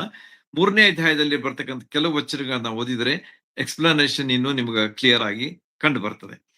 6ನೇ ವಚನಕ್ಕೆ ನಾವು ನೇರವಾಗಿ ಬರುವಾಗ ಅಲ್ಲಿ ಏನಾಯ್ತು ಅಂತಂದ್ರೆ ಅವರು ಏನ್ ಮಾಡಿದ್ರು 5ನೇ ವಚನದಿಂದ ನೋಡುವಾಗ, ಯೆಹೋವನ ಎಲ್ಲಾ ಉತ್ಸವ ದಿನಗಳನ್ನು, ನೇಮಕವಾದ ಸರ್ವಾಂಗ ಹೋಮಗಳು, ಜನರ ಸ್ವೇಚ್ಛೆಯಿಂದ ತಂದು ಕೊಟ್ಟ ಯಜ್ಞಗಳು ಯೆಹೋವನಿಗೆ ಸಮರ್ಪಣೆಯಾಗುತ್ತಾ ಬಂದವು. 7ನೇ ತಿಂಗಳಿನ ಮೊದಲನೇ ದಿನದಿಂದ ಯೆಹೋವನಿಗೆ ಸರ್ವಾಂಗ ಹೋಮಗಳನ್ನು ಅರ್ಪಿಸತೊಡಗಿದರು ಎಂಬುದಾಗಿ ಇಲ್ಲಿ ಹೇಳಲಾಗಿದೆ. ಅಂದ್ರೆ ಈ ಒಂದು ಸಕ್ಸಸ್ಫುಲ್ ಜರ್ನಿ, ಜೆರುಬ್ಬಾಬೆಲ್ನು 42,360 ಜನರನ್ನ successfully he brought them to Israel, the country of Israel. And in the city of Jerusalem, they started offerings, sacrifices. They started. They did not stop for anybody or anything. They did not wait for the time. They started offering the sacrifice. Start ಮಾಡಿಬಿಟ್ರು. ಇನ್ನು ಆಲಯ ಕಟ್ಟುವುದು ಮುಂದಿದೆ, ಆದ್ರೆ ಇವ್ರು ಈಗಾಗಲೇ ಈ ಒಂದು ಸರ್ವಾಂಗ ಹೋಮ ಅರ್ಪಿಸುವುದನ್ನ ಅವರು ಶುರು ಮಾಡಿಬಿಟ್ರು ಎಂಬುದನ್ನ ಈ ಭಾಗ ನಮಗೆ ತಿಳಿಸಿಕೊಡ್ತದೆ. ನೋಡ್ರಿ, ಎಷ್ಟು ಅದ್ಭುತವಾದಂತ ವಿಷಯವನ್ನ ನಾವಿಲ್ಲಿ ಕಾಣ್ತೇವೆ. 7ನೇ ತಿಂಗಳನ್ನೇ ಮೊದಲನೇ ದಿವಸದಿಂದ ಯೆಹೋವನಿಗೆ ಸರ್ವಾಂಗ ಹೋಮಗಳನ್ನು ಅರ್ಪಿಸತೊಡಗಿದ್ರು. What a beautiful thing it is. ದೇವರಿಗೆ ನಾವು ಯಾವಾಗಲೂ ಆರಾಧನೆ ಮಾಡಬೇಕಾದದ್ದು ಬಹಳ ಅವಶ್ಯ. We have to praise God, we have to worship God. ದೇವರನ್ನ ಆರಾಧಿಸಬೇಕು. ಆರಾಧನೆ ಮತ್ತು ದೇವರಿಗೆ ನಾವು ಉಪಕಾರ ಸ್ತುತಿ ಹೇಳುವುದು, these are two different things. ನೆನಪಿಟ್ಕೊಡ್ರಿ. Thanksgiving is one, praising is another. Praising is what God is. You think about him and you praise him. ನಾನು ಹೇಳದಲ್ಲ, ಈಗ ದೇವರು ಎಷ್ಟು ದೊಡ್ಡವನಾಗಿದ್ದಾನೆ ಅಂತೇಳಿ ಆತನನ್ನ ನೆನೆಸಿಕೊಂಡು ಆತನಿಗೆ ಸ್ತೋತ್ರ ಹೇಳುವಂತದ್ದು ಸ್ತುತಿಯಾಗಿದೆ. That is the praise. ದೇವರು ನಮಗೇನು ಆಶೀರ್ವಾದ ಕೊಟ್ಟಿದ್ದಾನೆ, ದೇವರು ನಮ್ಮ ಜೀವಿತರ ಸಂಖ್ಯೆಯಲ್ಲಿ ಇಟ್ಟಿದ್ದಾನೆ, ದೇವರು ನಮಗೆ ಕೆಲಸ ಕೊಟ್ಟಿದ್ದಾನೆ, ದೇವರು ನಮಗೆ ಊಟ ಕೊಟ್ಟಿದ್ದಾನೆ, ದೇವರು ನಮಗೆ ಅವಶ್ಯಕತೆಗಳನ್ನು ಕೊಟ್ಟಿದ್ದಾನೆ. ದೇವರಿಗೆ ಸ್ತೋತ್ರ ಹೇಳುವಂತದ್ದು, that is thanksgiving. So let's be aware of this.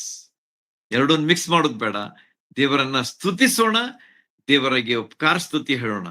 ಉಪಕಾರ ಸ್ತುತಿ for what he has blessed, praise for what he is. ಆತನ ಏನಾಗಿದ್ದಾನೆ ಅದಕ್ಕೆ ಆತನನ್ನ ನೆನೆಸ್ಕೊಳ್ಳೋಣ.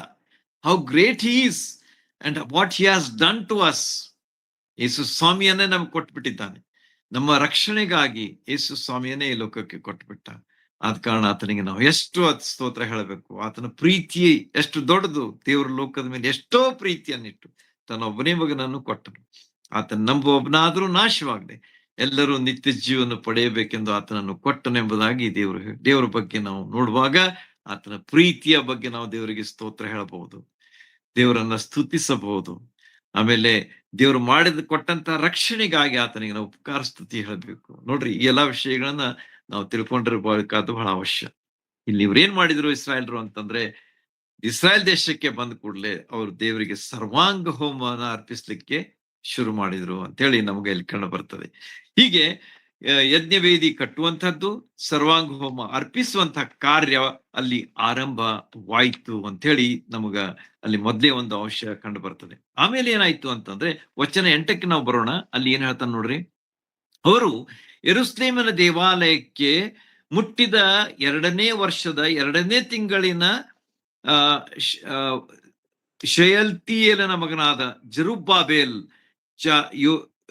ಯಾಚೋದಾತ್ಕನ ಮಗನಾದಂಥ ಯೋಶುವ, ಇವರು ಇವರ ಸಹೋದರನಾದ ಇತರ ಯಾಜಕರು, ಲೇವಿಯರು ಸೆರೆಯಿಂದ ಯೆರೂಸಲೇಮಿಗೆ ತಿರುಗಿ ಬಂದವರೆಲ್ಲರೂ ದೇವಾಲಯವನ್ನ ಕಟ್ಟುವುದಕ್ಕೆ ಪ್ರಾರಂಭಿಸಿದರು ಅಂತೇಳಿ ನಾವಿಲ್ಲಿ ಓದ್ತೇವೆ.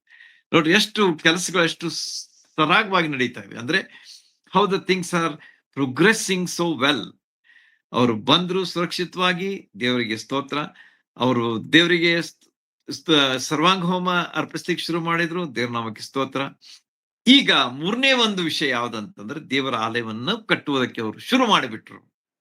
They started putting the foundation ಅಂತ ಹೇಳಿ ಬರ್ತದೆ. ಅಸ್ಥಿವಾರವನ್ನು ಹಾಕ್ಲಿಕ್ಕೆ ಅಲ್ಲಿ ಶುರು ಮಾಡಿದ್ರು ಎಂಬುದಾಗಿ ಅಲ್ಲಿ 8ನೇ ವಚನದಲ್ಲಿ ನಾವು ನೋಡಿದೆವು. ಒಂದು ಉದ್ದವಾದಂತ ವಚನ ಇದೆ ಅದು.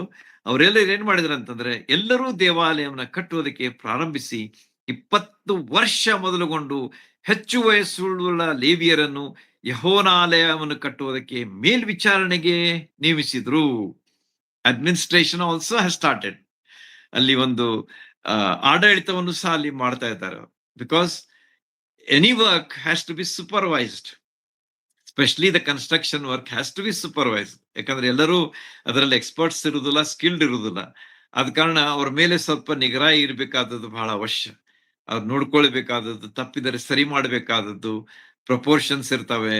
ಆಮೇಲೆ ಅವೆಲ್ಲ ಪ್ಲಂಬ್ ಲೈನ್ ದಲ್ಲಿ ಕನ್ಸ್ಟ್ರಕ್ಷನ್ ಮಾಡಬೇಕಾಗಿದೆ. ಇವೆಲ್ಲವುಗಳು ಬಹಳ ಇಂಪಾರ್ಟೆಂಟ್ ಇರ್ತವೆ ಕನ್ಸ್ಟ್ರಕ್ಷನ್ ದಲ್ಲಿ. ಹೀಗಿರುವಾಗ 20 ವರ್ಷಕ್ಕಿಂತ ಹೆಚ್ಚಿನ ಲೇವಿಯರು, ಇಂಪಾರ್ಟೆಂಟ್ ಥಿಂಗ್ ಇಸ್ ಲೇವಿಯರು, ದೇವರ ದರ್ಶನ ಗುಡಾರದಲ್ಲಿ ಅವ್ರ ಸೇವೆ ಏನಾಗಿತ್ತು ಅಂತಂದ್ರೆ, ದೇವರ ದರ್ಶನ ಗುಡಾರದ ಒಂದು ಇದನ್ನ ಮಾಡುವಂತಹದ್ದಾಗಿತ್ತು, ನೋಡ್ಕೊಳ್ಳುವಂತಹದ್ದಾಗಿತ್ತು. ಗುಡಾರ ಆಗ್ಲಿ, ಅದರಲ್ಲಿರ್ತಕ್ಕಂಥ ಎಲ್ಲ ವಿಷಯ ವಸ್ತುಗಳನ್ನ ನೋಡಿಕೊಳ್ಳುವಂತ, ಮೇಲ್ವಿಚಾರಣೆ ಮಾಡುವಂತಹ ಒಂದು ಕೆಲಸ ಲೇವಿಯರ್ದಾಗಿತ್ತು. ಯಾಜಕರ ಕೆಲಸ ಯಜ್ಞ ಅರ್ಪಿಸುವುದಾಗಿತ್ತು. ನೆನ್ಪಿಟ್ಕೊಡ್ರಿ, ದೀಸ್ ಆರ್ 2 ಸೆಪರೇಟ್ ಗ್ರೂಪ್ಸ್. ಇಬ್ಬರು ಒಂದೇ ಅಲ್ಲ, ಲೇವಿ ಅಂಡ್ ಪ್ರೀಸ್. ಲೇವಿ ಏನ್ ಮಾಡ್ತಿದ್ದ, ದೇವದರ್ಶನ್ ಗುಡಾರದ ಮೇಲ್ವಿಚಾರಣೆಯವರು ಮಾಡ್ತಾ ಇದ್ರು, ನೋಡ್ಕೊಳ್ತಾ ಇದ್ರು, ಸಾಗಿಸ್ತಾ ಇದ್ರು. ಎಲ್ಲವುಗಳನ್ನ ಅವರು ತಮ್ಮ ಜವಾಬ್ದಾರಿಯಿಂದ ನೋಡ್ಕೊಳ್ತಾ ಇದ್ರು.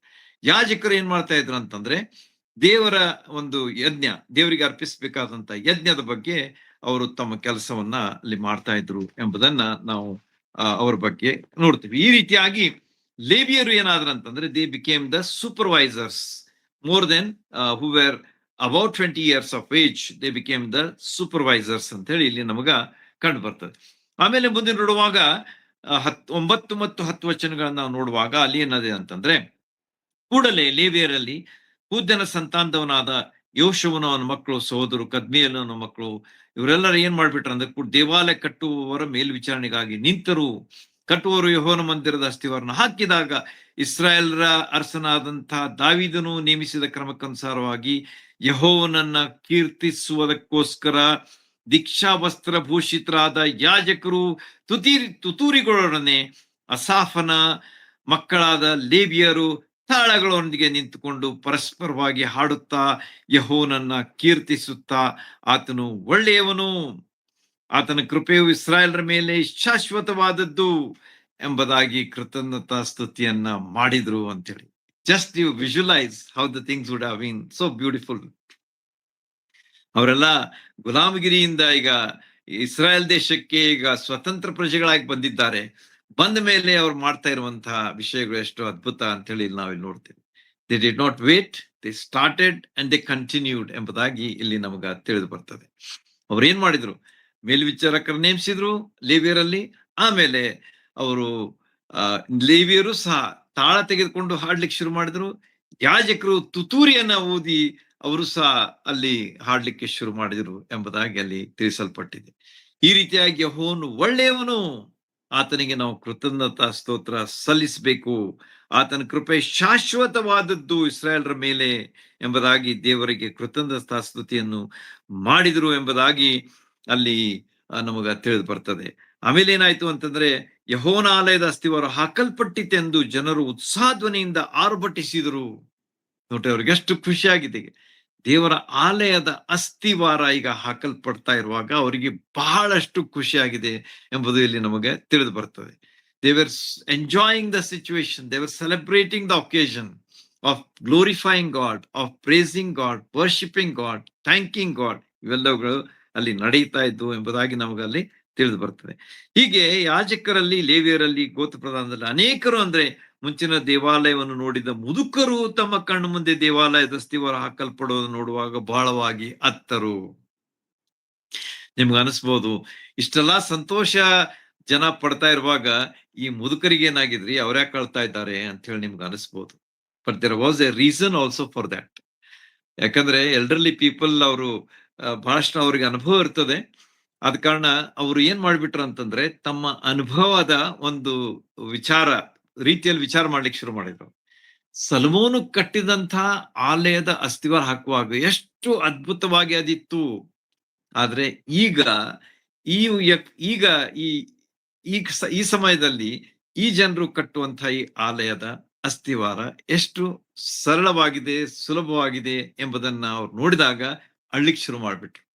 So they could make the difference between the Solomon's temple and the temple constructed by Zerubbabel. ಆದ ಕಾರಣ ಅವರಿಗೆ ಅಳುವು ಬಂತು. ಅವ್ರು ನಗೋದನ್ನ ಬಿಟ್ಟು ಅಳುವುದಕ್ಕೆ ಶುರು ಮಾಡಿದ್ರು. ಆದ್ರೂ ಕೂಡ ಮತ್ತೊಂದು ಗುಂಪಿನ ಜನರು ಅಲ್ಲಿರುವಾಗ ಅವ್ರೇನ್ ಹೇಳ್ತಾರೆ ನೋಡ್ರಿ, ಅವ್ರೇನ್ ಮಾಡಿದ್ರಂತಂದ್ರೆ ಬೇರೆ ಹಲವರು ಹರ್ಷಧ್ವನಿಯಿಂದ ಆರ್ಭಟಿಸಿದರು. ಜನರು ಮಹಾಧ್ವನಿಯಿಂದ ಆರ್ಭಟಿಸುತ್ತಿದ್ದರಿಂದ ಹರ್ಷಧ್ವನಿ ಯಾವುದೋ ಅಳುವವರ ಧ್ವನಿ ಯಾವುದೋ ಗೊತ್ತಾಗಲಿಲ್ಲ. ಗದ್ದಲವು ಬಹುದೂರದವರೆಗೂ ಕೇಳಿಸಿತು ಎಂಬುದಾಗಿ ಈ ಕೊನೆಯ ವಚನ 13ನೇ ವಚನ ನಾವು ಅಲ್ಲಿ ಓದುವಾಗ ತಿಳಿದು ಬರ್ತದೆ. ಸೊ ಅಳುವವರು ಅಳ್ತಾ ಇದ್ದಾರೆ, ಆದ್ರೆ ನಗೋರು ನಗ್ತಾ ಇದ್ದಾರೆ. ಅಲ್ಲಿ ಒಂದು ದೊಡ್ಡ ಸಂತೋಷದ ಒಂದು ಸಮಾರಂಭ. ಸೊ ಆದ ಕಾರಣ ನಾವು ಹಿಂದೆ ಇದ್ದದ್ದನ್ನ ನೋಡಿ ಅಳ್ತಾ ಕುಳುವುದರಲ್ಲಿ ಅರ್ಥ ಇಲ್ಲ. So what they did I think was not nice ಅನಿಸ್ತದ ನನಗೆ. ಯಾಕಂದ್ರೆ ಹಿಂದಾದದ್ದು ಆಯ್ತದು, ಅದನ್ನೇ ನಾವು ಮತ್ತೆ ತಿರುಗಿ ತರ್ಲಿಕ್ಕೆ ಬರುದಿಲ್ಲ, ಮಾಡ್ಲಿಕ್ಕೂ ಬರುದಿಲ್ಲ. ಆದ್ರೆ ಈಗ ನಮ್ಮ ಕೈಯಲ್ಲಿ ಏನಿದೆ ಅದನ್ನ ನಾವು ಮಾಡಬೇಕಾದದ್ದು ಬಹಳ ಅವಶ್ಯ. ಸಲ್ಮೋನನ ಕಾಲದಲ್ಲಿ ಕಟ್ಟಲಿಕ್ಕೆ ದೇವರೊಂದು ಅವಕಾಶ ಮಾಡಿ ಕೊಟ್ಟಿದ್ದ. ಅದಕ್ಕೋಸ್ಕರವಾಗಿ ತಂದೆಯಾದ ದಾವಿದನು ಸಹ ಬಹಳಷ್ಟು ಪ್ರಿಪರೇಷನ್ ಮಾಡಿ ಸಲ್ಮೋನನ್ ಕೊಟ್ಬಿಟ್ಟಿದ್ದ.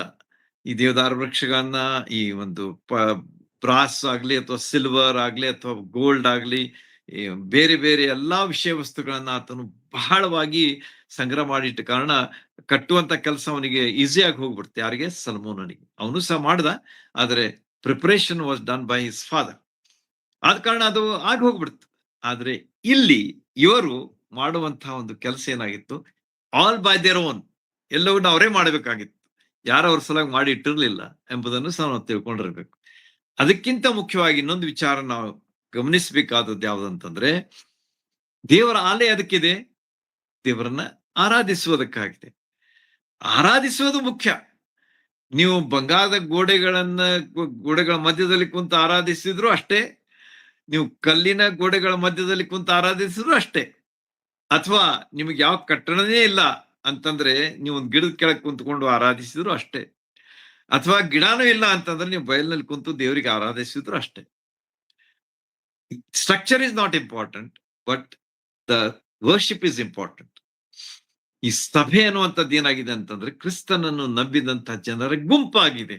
That is very important. ಕಟ್ಟಡ ಮುಖ್ಯ ಅಲ್ಲ, ಆದ್ರೆ ಕ್ರಿಸ್ತನನ್ನ ನಂಬಿದ ಜನರ ಗುಂಪಿಗೆ ಸಭೆ ಅಂತ ಹೇಳಿ ಕರೀತಾರೆ.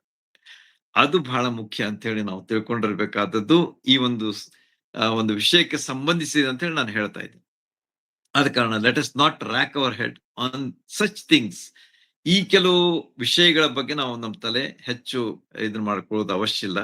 ಆದ್ರೆ ಆರಾಧಿಸುವಂಥದ್ದು ಬಹಳ ಮುಖ್ಯ. How much we worship god, that is very important. ಎಲ್ಲಿ ಕುಳಿತು ಮಾಡ್ತೇವೆ, ಎಲ್ಲಿಗೆ ನಿಂತು ಮಾಡ್ತೇವೆ, ದಟ್ ಈಸ್ ಸೆಕೆಂಡರಿ.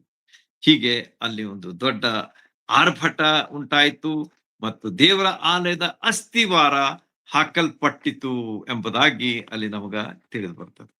ಹೀಗೆ ದೇವರ ಆಲಯದ ಅಸ್ತಿವಾರ ಹಾಕಲ್ಪಟ್ಟ ಕೂಡಲೇ ಜನರು ಬಹಳ ಹುರುಪಿನಿಂದ ದೇವರನ್ನ ಸ್ತುತಿಸಿದ್ರು, ದೇವರನ್ನ ಕೊಂಡಾಡಿದ್ರು, ದೇವರನ್ನ ಘನಪಡಿಸಿದ್ರು. ಈಗ ಮತ್ತೇನಾಗ್ತದೆ ಅನ್ನುವಂಥದ್ದನ್ನ ಸ್ವಲ್ಪ ನೋಡ್ಕೊಳ್ಳೋಣ, ಆಮೇಲೆ ಮುಗಿಸ್ಲಿಕ್ಕೆ ಪ್ರಯತ್ನ ಮಾಡ್ತೇನೆ.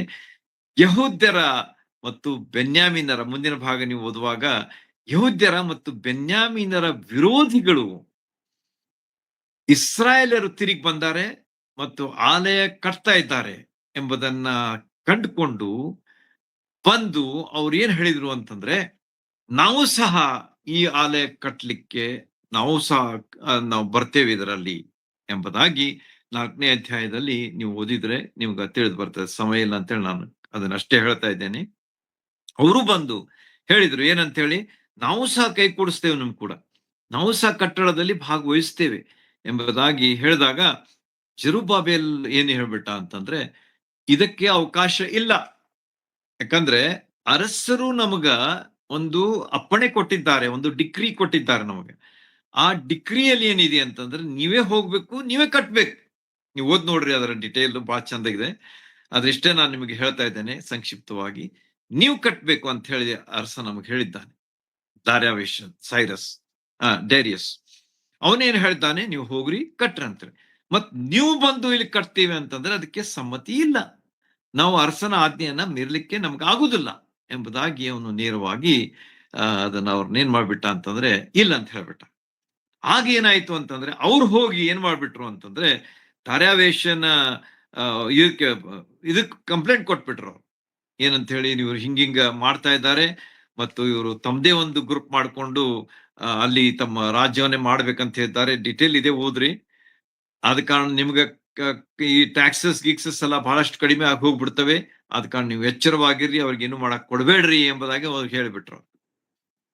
ಆಗ ಏನಾಯ್ತು ಅಂತಂದ್ರೆ ಅರಸನ ಕಡೆಯಿಂದ ಒಂದು ಎನ್ಕ್ವೈರಿ ಬಂತು. ಅಲ್ಲಿ ತನಕ ಏನಾಯ್ತು ಅಂತಂದ್ರೆ ಆಲಯ ಕಟ್ಟುವುದು ನಿಂತು ಹೋಯ್ತು ಎಂಬುದಾಗಿ ಅಲ್ಲಿ ನಮಗ ತಿಳಿದು ಬರ್ತದೆ. ಹೀಗೆ ದೇವರ ಸೇವೆ ಮಾಡುವಂಥದ್ದು ಅಥವಾ ಕ್ರಿಸ್ತಿಯ ಜೀವಿತ ಜೀವಿಸುವಂಥದ್ದು ಅಷ್ಟು ಸುಲಭ ಅಲ್ಲ. ಆಸ್ ವಿ ಥಿಂಕ್ ಅಷ್ಟು ಸುಲಭ ಇಲ್ಲ. ನೋಡ್ರಿ, ಇಲ್ಲಿ ಎಷ್ಟು ದೊಡ್ಡ ಆರ್ಭಟ ನಡೀತಾ ಇದೆ, ಎಷ್ಟು ಸಂತೋಷ ಪಡ್ತಾ ಇದ್ದಾರೆ, ಎಲ್ಲ ಆಗ್ತಾ ಇದೆ. ಆದ್ರೆ ಮುಂದಿನ ಒಂದು ಹೆಜ್ಜೆಯಲ್ಲಿ ಏನಾಯ್ತು ಅಂತಂದ್ರೆ ದೊಡ್ಡ ಒಂದು ಅಡೆತಡೆ ಬಂದ್ಬಿಡ್ತು. There was a great obstacle on their way. They were not able to cross that because of the obstacle. ಅಲ್ಲಿ ನಮಗ ತಿಳಿದು ಬರ್ತದೆ. ಅಲ್ಲಿ ಅವರು ಕೆಲಸ ನಿಲ್ಲಿಸ್ಬೇಕಾಯ್ತು ಎಂಬುದಾಗಿ ಅಲ್ಲಿ ಹೇಳಲಾಗಿದೆ. ನೋಡ್ರಿ, ಎಲ್ಲಿ 24ನೇ ವಚನ ನೋಡ್ರಿ, 4ನೇ ವಚನ ಅಧ್ಯಾಯದ ಅಂದಿನಿಂದ ಪಾರ್ಸಿ ಅರಸನಾದಂತಹ ದಾರ್ಯಾವೇಶನ ಆಳ್ವಿಕೆಯ 2ನೇ ವರ್ಷದವರೆಗೂ ಯೆರೂಸಲೇಮಿನ ದೇವಾಲಯವನ್ನು ಕಟ್ಟುವ ಕೆಲಸವು ನಿಂತು ಹೋಯಿತು ಅಂತ ಹೇಳಿ ಹೇಳ್ದಾಗಿದೆ. So the work stopped. ನೋಡ್ರಿ, ಎಷ್ಟು ಒಳ್ಳೆ ರೀತಿಯಿಂದ ಆರಂಭವಾಯ್ತು, ಆದ್ರೆ ಅದೇ ರೀತಿಯಲ್ಲಿ ಅದು ನಿಂತು ಹೋಗ್ಬಿಡ್ತು ಅಂತೇಳಿ ನಮಗ ಕೇಳುವಾಗ ಬಹಳಷ್ಟು ಬೇಜಾರಾಗ್ಬಿಡ್ತದಲ್ಲ. We get so much upset, we just get discouraged. ನಮ್ಮ ಜೀವನದಲ್ಲಿ ಎಷ್ಟೋ ಸಲ ನಾವು ಕ್ರಿಸ್ತಿ ಜೀವಿತವನ್ನ ನಾವು ಬಾಳಿಕ್ ಪ್ರಯತ್ನ ಮಾಡುವಾಗ ಅಡೆತಡೆಗಳು ಬರ್ತವೆ, ಜನ ಬರ್ತಾರೆ, ಸ್ಥಿತಿಗತಿಗಳು ಬರ್ತವೆ, ಹೆಲ್ತ್ ಅಪ್ಸೆಟ್ ಆಗ್ತದೆ, ಅನೇಕ ವಿಷಯಗಳು ಬರ್ತವೆ. ದೇವರ ಸೇವೆಯನ್ನ ನಾವು ಮಾಡ್ತಾ ಇದ್ರೆ ದೇವರ ಸೇವೆಯಲ್ಲಿ ಅನೇಕ ಅಡೆತಡೆಗಳು ಬರ್ತವೆ, ಜನರು ಬರ್ತಾರೆ, ವ್ಯಕ್ತಿ, ಆಮೇಲೆ ಸರ್ಕಾರ ಬರ್ತದೆ. ಹೀಗೆ ಅನೇಕ ರೀತಿಯಲ್ಲಿ ಅಡೆತಡೆಗಳು ಬರ್ಲಿಕ್ಕೆ ಸಾಧ್ಯ ಇದೆ ಎಂಬುದಾಗಿ ನಮಗ ದೇವರ ವಾಕ್ಯ ಇಲ್ಲಿ ತಿಳಿಸ್ತದೆ. ಆದ ಕಾರಣ ನಾವೇನ್ ಮಾಡ್ಬೇಕು ಅಂತಂದ್ರೆ ಅದರ ಬಗ್ಗೆ ಹೆಚ್ಚು ನಾವು ಲಕ್ಷ್ಯ ಕೊಡದೆ, ನಮ್ಮನ್ನು ಕರೆದಂತ, ಯಾರು ನಮ್ಮನ್ನು ಕರೆದಿದ್ದಾರೆ? ಕರ್ತನಾದ ಯೇಸು ಕರೆದಿದ್ದಾರೆ. ಅವರು ನಮಗೆ ಆಜ್ಞೆ ಕೊಟ್ಟಿದ್ದಾರೆ, ಲೋಕದ ಕಡೆಯವರೆಗೆ ಹೋಗ್ರಿ, ಸ್ವಾರ್ಥಿಯನ್ ಸಾರ್ರಿ, ಜನರನ್ನ ನನ್ನ ಶಿಷ್ಯರನ್ನಾಗಿ ಮಾಡ್ರಿ, ನಾನು ಕಲ್ಸಿದ್ದನ್ನ ಅವ್ರಿಗೆ ಕಲಿಸ್ರಿ, ಆಮೇಲೆ ಅವ್ರಿಗೆ ದೀಕ್ಷಾ ಸ್ನಾನ ತಂದೆ ಮಗ ಪರಿಶುದ್ಧಾತ್ಮನ ಹೆಸರಲ್ಲಿ ಮಾಡ್ರಿ ಎಂಬುದಾಗಿ ಸ್ವಾಮಿನೇ ಹೇಳಿದ್ದಾರೆ. ಆದ ಕಾರಣ ಅಡೆತಡೆಗಳು ಬಂದು ಅಂತ ಹೇಳಿ ನಾವು ಬಿಟ್ಟು ಓಡುವುದಲ್ಲ, ಆದ್ರೆ ಆ ಒಂದು ಸೇವೆಯಲ್ಲಿ ನಾವು ಮುಂದರಿಯಬೇಕು ಎಂಬುದನ್ನ ಮುಂದಿನ ಭಾಗದಲ್ಲಿ ನಾವು ಕಂಡುಕೊಳ್ತೇವೆ. ಈಗಾಗಲೇ ಸೋದರು ಓದಿದ್ರು 5ನೇ ಭಾಗದಲ್ಲಿ ಬಹಳಷ್ಟು ವಿಷಯಗಳಿವೆ. ಅದ್ ಕಾರಣ ಓದ್ರಿ ಅದನ್ನ. Just go home, I mean after the meeting at home please read it again. Full chapter of 5th chapter ಓದ್ರಿ, ಆಗ ನಿಮ್ಗೆ ಎಲ್ಲಾ ಡಿಟೇಲ್ಸ್ ಅಲ್ಲಿ ತಿಳಿದು ಬರ್ತವೆ. ದೇವರು ತನ್ನ ಕೆಲಸವನ್ನ ಹಾಗೆ ನಿಲ್ಲಿಸ್ಲಿಕ್ಕೆ ಬಿಡುದಿಲ್ಲ. ಯಾರು ಕೆಲಸವನ್ನು ಆರಂಭಿಸಿದ್ದಾರೆ ಅದನ್ನ ಮುಗಿಸ್ತಾರೆ ಎಂಬುದಾಗಿ ನಾವು ಫಿಲಿಪ್ಪಿಯರು ಬರೆದ ಪತ್ರದಲ್ಲಿ ನಾವು ನೋಡ್ತೇವೆ. ನಿಮ್ಮಲ್ಲಿ ಒಳ್ಳೆ ಕೆಲಸವನ್ನು ಆರಂಭಿಸಿದಂತ ದೇವರು ನಿಮ್ಮನ್ನ ಅದರಲ್ಲಿ ಕೊನೆಯನ್ನು ಸಹ ಮಾಡ್ಲಿಕ್ಕೆ ನಿಮಗೆ ಸಹಾಯ ಮಾಡ್ತಾನೆ. 1:6 ಅದನ್ನು ನೋಡ್ತೇವೆ, ಫಿಲಿಪಿಯನ್ಸ್ 1:6. ಹೀಗಿರುವಾಗ ಅಲ್ಲಿ ನಮಗ ಏನ್ ಕಂಡು ಬರ್ತದ ಅಂತಂದ್ರೆ ಅರಸ್ ಅಲ್ಲಿ ನಿರಾಶೆ ಬಂದು, ಅಡೆತಡೆಗಳು ಬಂದು, ಕೆಲಸವು ನಿಂತು ಹೋದ್ರೂ ಕೂಡ ಮುಂದಿನ ಈಗಾಗಲೇ ಓದಿದಂತ ಭಾಗದಲ್ಲಿ ಏನಾಯ್ತು ಅಂತ ಹೇಳಿ ನಮಗ ಅಲ್ಲಿ ಅವ್ರು ಓದಿದ್ರು. ಯಾರ್ಯಾರು ಬಂದ್ರು?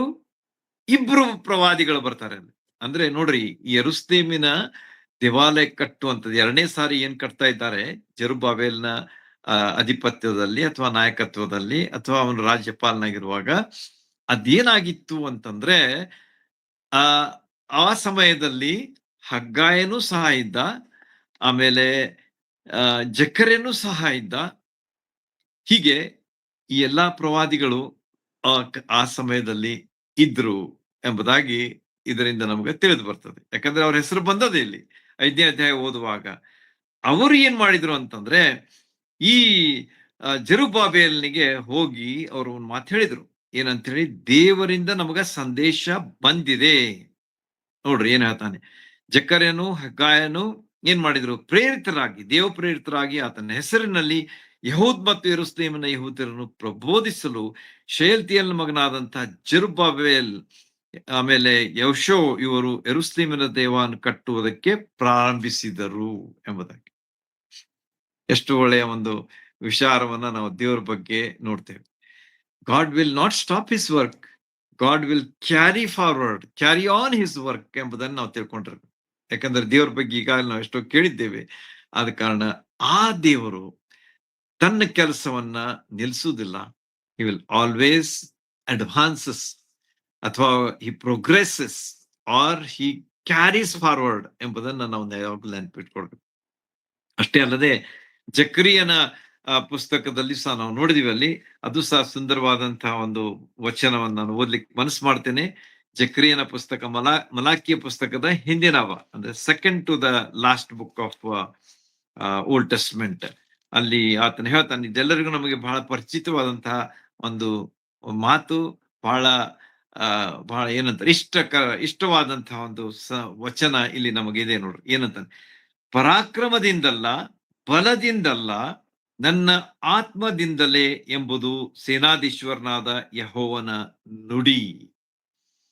ಇದನ್ನ ಯಾರು ಹೇಳ್ತಾ ಇದ್ದಾರೆ? ಯೆಹೋವನು ಹೇಳ್ತಾ ಇದ್ದಾನೆ. ಏನಂತೇಳಿ, ಬಲದಿಂದ, ಪರಾಕ್ರಮದಿಂದಲ್ಲ, ಬಲದಿಂದಲ್ಲ, ನನ್ನ ಆತ್ಮದಿಂದಲೇ ಎಂಬುದಾಗಿ ಯೆಹೋವನು ಜೆರುಬ್ಬಾಬೆಲನಿಗೆ ಜಕರ್ಯ ಅಂದ್ರೆ ಜಕರಿಯ ಪ್ರವಾದಿಯ ಮೂಲಕವಾಗಿ ಹೇಳ್ತಾ ಇದ್ದಾನೆ. Is it clear? ನೋಡ್ರಿ, ಯೆಹೋವನು ಹೇಳ್ತಾ ಇದ್ದಾನೆ, ಯೆರುಬ್ಬಾಬೆಲನಿಗೆ ಹೇಳ್ತಾ ಇದ್ದಾನೆ, ಜಕರಿಯನ ಮೂಲಕ ಹೇಳ್ತಾ ಇದ್ದಾನೆ. ಎಷ್ಟು ಕ್ಲಿಯರ್ ಆಗಿ ಇಲ್ಲಿ ನಾವು ಅದನ್ನ ಕಂಡುಕೊಳ್ತೇವೆ. ಆದ ಕಾರಣ ಅಷ್ಟೇ ಕ್ಲಿಯರ್ ಆಗಿ ನಾವು ಅದನ್ನ ನೆನಪಿಟ್ಕೊಳ್ಳೋಣ. These are very important lessons that we have to learn from God's word. ಈ ರೀತಿಯಾಗಿ ದೇವ್ರು ಏನ್ ಮಾಡ್ದ ಅಂತಂದ್ರೆ, ತನ್ನ ಕೆಲಸವನ್ನ ನಿಲ್ಲಿಸ್ಲಿಲ್ಲ. He gave the courage to Zerubbabel. Zerubbabel ತಲೆ ಕೈ ಹಚ್ಕೊಂಡು ಕುಂತಿರ್ಬೇಕು ಅನಿಸ್ತದ ನನಗೆ. ಯಾಕಂದ್ರೆ ಕೆಲಸ ನಿಂತು ಹೋಯ್ತು. ನೋಡ್ರಿ, ಎಷ್ಟು ಒಳ್ಳೆ ರೀತಿಯಿಂದ ಅವರು ಪ್ರಯಾಣ ಮಾಡಿ ಬಾಬೆಲ್ ದೇಶದಿಂದ ಇಸ್ರಾಯೇಲ್ ದೇಶಕ್ಕೆ ಬಂದು ಸೇರಿದ್ರು. ಆಮೇಲೆ ದೇವರನ್ನ ಕೊಂಡಾಡಿದ್ರು, ಸ್ತುತಿಸಿದ್ರು, ಆರಾಧಿಸಿದ್ರು. ಆಮೇಲೆ ಸರ್ವಾಂಗ ಹೋಮ ಅರ್ಪಿಸಿದ್ರು, ಅಸ್ತಿವಾರ ಹಾಕ್ಲಿಕ್ಕೆ ಶುರು ಮಾಡಿದ್ರು. ಬಹಳಷ್ಟು ಸಂಭ್ರಮ. ಆದರೆ ಅಡೆತಡೆ ಬಂತು. ಆದ ಕೂಡಲೇ ಜೆರುಬ್ಬಾಬೆಲನಿಗೆ ಬಹಳಷ್ಟು ನಿರಾಶೆ ಆಗ್ಬಿಡ್ತು ಅಂತ ಹೇಳಿ ನಮ್ಗ ತಿಳಿದು ಬರ್ತದೆ. ಆಗ ದೇವ್ರ ಏನ್ ಮಾಡ್ದ ಅಂತಂದ್ರೆ, ಜಕರ್ಯನನ್ನ ಕಳಿಸಿ ಅವನಿಗೆ ಹೇಳ್ದ, ಪರಾಕ್ರಮದಿಂದಲ್ಲ, ಬಲದಿಂದಲ್ಲ, ನನ್ನ ಆತ್ಮದಿಂದಲೇ ಕೆಲಸ ಮಾಡಿ ತೋರಿಸ್ತೇನೆ ನಾನು. ಎಷ್ಟೋ ಸಲ ನಾವೇನ್ ಮಾಡ್ತೇವೆ ಅಂತಂದ್ರೆ, ನಮ್ಮ ಬಲದ ಮೇಲೆ ಆತ್ಕೊಳ್ತೇವೆ, ನಮ್ಮ ಶಕ್ತಿಯ ಮೇಲೆ ಆತ್ಕೊಳ್ತೇವೆ, ನಮ್ಮ ಜ್ಞಾನದ ಮೇಲೆ ಆತ್ಕೊಳ್ತೇವೆ, ನಮ್ಮ ತಿಳುವಳಿಕೆ ಮೇಲೆ ಆತ್ಕೊಳ್ತೇವೆ, ನಮ್ಮ ಡಿಗ್ರೀಸ್ಗಳ ಮೇಲೆ ಆತ್ಕೊಳ್ತೇವೆ, ನಮ್ಮ ಕೆಲಸದ ಮೇಲೆ ಆತ್ಕೊಳ್ತೇವೆ. ಬಹಳಷ್ಟಿವೆ. ವಿಚಾರ ಮಾಡ್ರಿ, ನಾವೇನ್ ಮಾಡ್ತಾ ಇದ್ದೇವೆ? ದೇವರು ತನ್ನ ಆತ್ಮನ ಸಹಾಯದಿಂದ, ತನ್ನ ಆತ್ಮನ ಮೂಲಕವಾಗಿ ಕೆಲಸ ಮಾಡ್ತಾನೆ. That is the greatest work that we can experience and enjoy in our life. ನಮ್ಮ ಜೀವನದಲ್ಲಿ ಅದನ್ನು ಅನುಭವಿಸಬೇಕು, ಅದನ್ನು ಆನಂದಿಸಬೇಕು. ಅದ್ಯಾವುದಂತಂದ್ರೆ, ನನ್ನ ಆತ್ಮನಿಂದಲೇ ಎಂಬುದಾಗಿ ಯೆಹೋವನು ಜೆರುಬ್ಬಾಬೆಲನಿಗೆ ಹೇಳಿದಾಗ, ಜೆರುಬ್ಬಾಬೆಲನು ಈಗ ಏನ್ ಮಾಡ್ಬಿಟ್ಟ ಅಂತಂದ್ರೆ, he was ready. He was ready to start the work again ಎಂಬುದಾಗಿ ನಾವು ಈಗಾಗಲೇ 5ನೇ ಅಧ್ಯಾಯದಲ್ಲಿ ಓದಿದೆವು. So they started to rebuild the wall of the temp the construction of the temple ಎಂಬುದಾಗಿ ನಮಗ ತಿಳಿದು ಬರ್ತದೆ. ಹೀಗೆ ಜೆರುಬ್ಬಾಬೆಲನು ತನ್ನ ಕೆಲಸವನ್ನ ಪುನರಾರಂಭಿಸಿದನು. ಯಾಜಕನು ಯೆಹೋಶುವ ಅವನು ಇದ್ದ, ಅವರಿಬ್ರು ಕೂಡಿ ಆ ಕೆಲಸ ಆರಂಭಿಸಿದ್ರು. ಹಗ್ಗಾಯನು ಇದ್ದ, ಜಕ್ರಿಯನು ಇದ್ದ, ಅವರು ಸಹ ಎಲ್ಲರೂ ಕೂಡಿ ಈ ಒಂದು ಸೇವೆ ಆ ಕೆಲಸವನ್ನ ಆರಂಭಿಸಿದ್ರು ಎಂಬುದಾಗಿ ನಮ್ಗೆ ತಿಳಿದು ಬರ್ತದೆ. ಇದಕ್ಕೆ ಏನ್ ಕಾರಣ ಅಂತಂದ್ರೆ ಯೆಹೋವ ದೇವರು ಅವನಿಗೆ ಕೊಟ್ಟಂತ ಒಂದು ಆಶ್ವಾಸನೆ ಅಥವಾ ಅವನಿಗೆ ಕೊಟ್ಟಂತ ಒಂದು ವಾಗ್ದಾನ ಅಥವಾ ಅವನಿಗೆ ಕೊಟ್ಟಂತ ಒಂದು ಪ್ರೋತ್ಸಾಹ, encouragement that made him to come out of the discouragement and start the work again ಎಂಬುದನ್ನ ಈ ಭಾಗದಿಂದ ಕಂಡುಕೊಳ್ತೇವೆ. ಹೀಗೆ ಜೆರುಬ್ಬಾಬೆಲ್ನ ಈಗ ಸಮಯ ಆಲ್ಮೋಸ್ಟ್ ಆಗಿದೆ. ಜಸ್ಟ್ ಅವನ ಬಗ್ಗೆ ಕೆಲವು ವಿಷಯಗಳನ್ನ ಹೇಳಿ ಮುಗಿಸ್ತೇನೆ. ಅದಕ್ಕೆ ಲಕ್ಷ್ಯ ಕೊಟ್ಟು ನೋಟ್ ಮಾಡ್ಕೊಡ್ರಿ, ಅದರ ಪ್ರಕಾರ ನಾವು ನಡೆಯಲಿಕ್ಕೆ ಪ್ರಯತ್ನ ಮಾಡೋಣ. ಅವನ ಜೀವನ ನೀವು ಕಂಡುಕೊಂಡಿದ್ದೀರಿ ಈಗ, ಆದರೆ ಅದರ ಮೂಲಕವಾಗಿ ನಾವು ಏನೇನು ಪಾಠ ಕಲಿಬೇಕು ಎಂಬುದನ್ನು ನಾವು ತಿಳ್ಕೋಣ. ಮೊದಲನೇದಾಗಿ ದಾರ್ಯಾವೆಷನ ಕಾಲದಲ್ಲಿ ಯೆರೂಸಲೇಮಿನ ದೇವಾಲಯದ ಕಾರ್ಯ ಆರಂಭವಾಯಿತು.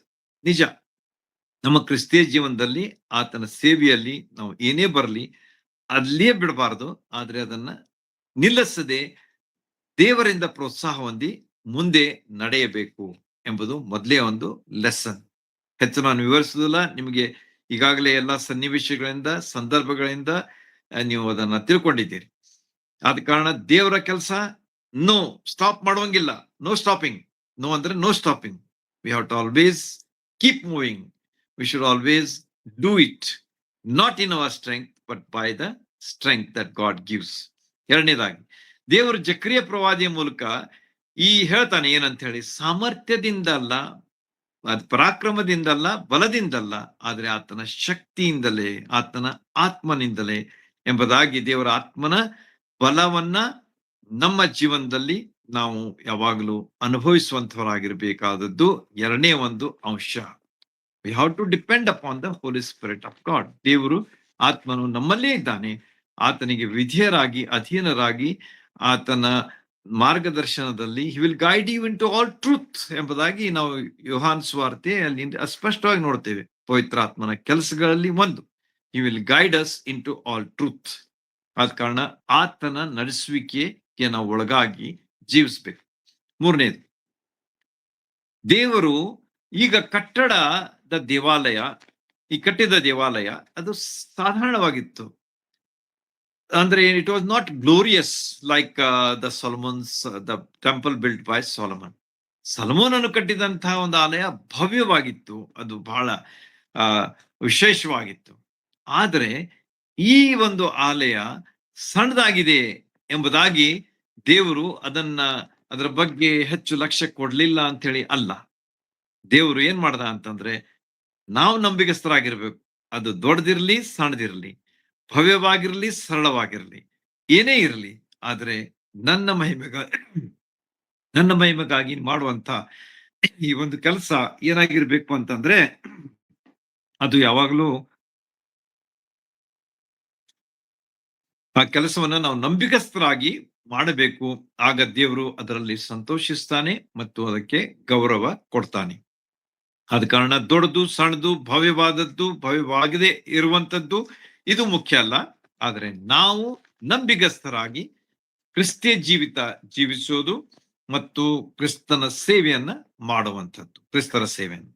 ನಾಲ್ಕನೇದಾಗಿ, ಹಗ್ಗಾಯ ಪ್ರವಾದಿ ಹೇಳಿದಂತೆ ಅದೇನಾಗಿದೆ ಅಂತಂದ್ರೆ, ದೇವರ ಕಾರ್ಯ ಪ್ರಥಮ, ಆಮೇಲೆ ಬೇರೆ ಕಾರ್ಯ ಎಂಬುದನ್ನ ನಾವು ಹಗ್ಗಾಯನ ಪ್ರವಾದಿ ಹೇಳಿದಂತೆ ಅಲ್ಲಿ ನಾವು ಮಾಡಬೇಕಾದದ್ದು ಬಹಳ ಅವಶ್ಯ. ನಾವು first seek ye first the kingdom of God and his righteousness and all these things shall be added unto you. ದೇವರ ರಾಜ್ಯಕ್ಕಾಗಿ, ನೀತಿಗಾಗಿ ತವಕಪಡ್ರಿ, ಅವುಗಳ ಇವೆಲ್ಲವುಗಳು ನಿಮಗೆ ಸಿಗ್ತವೆ. ಮತ್ತಾಯನ ಸುವಾರ್ತೆಯಲ್ಲಿ ಯೇಸು ಸ್ವಾಮಿ ಪರ್ವತದ ಮೇಲೆ ಮಾಡಿದಂತ ಪ್ರಸಂಗದಲ್ಲಿ ಹೇಳಿದಂತ ಮಾತು, ದೇವರ ಕಾರ್ಯ, ಯೇಸು ಸ್ವಾಮಿಯ ಕಾರ್ಯ ಪ್ರಥಮ, ಆಮೇಲೆ ಬೇರೆ ಕಾರ್ಯಗಳು.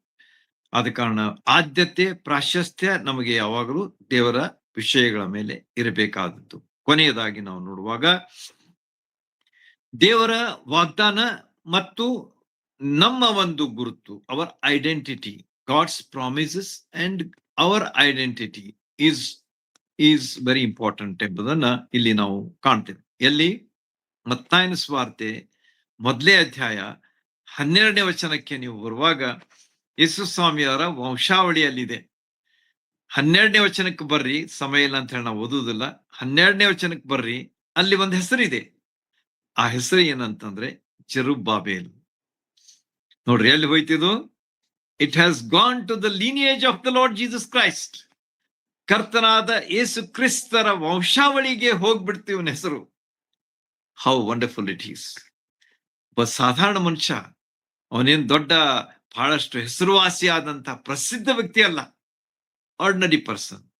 But how god honoured him, how god used him, and how God made him to be one of the person in the lineage of the Lord Jesus Christ.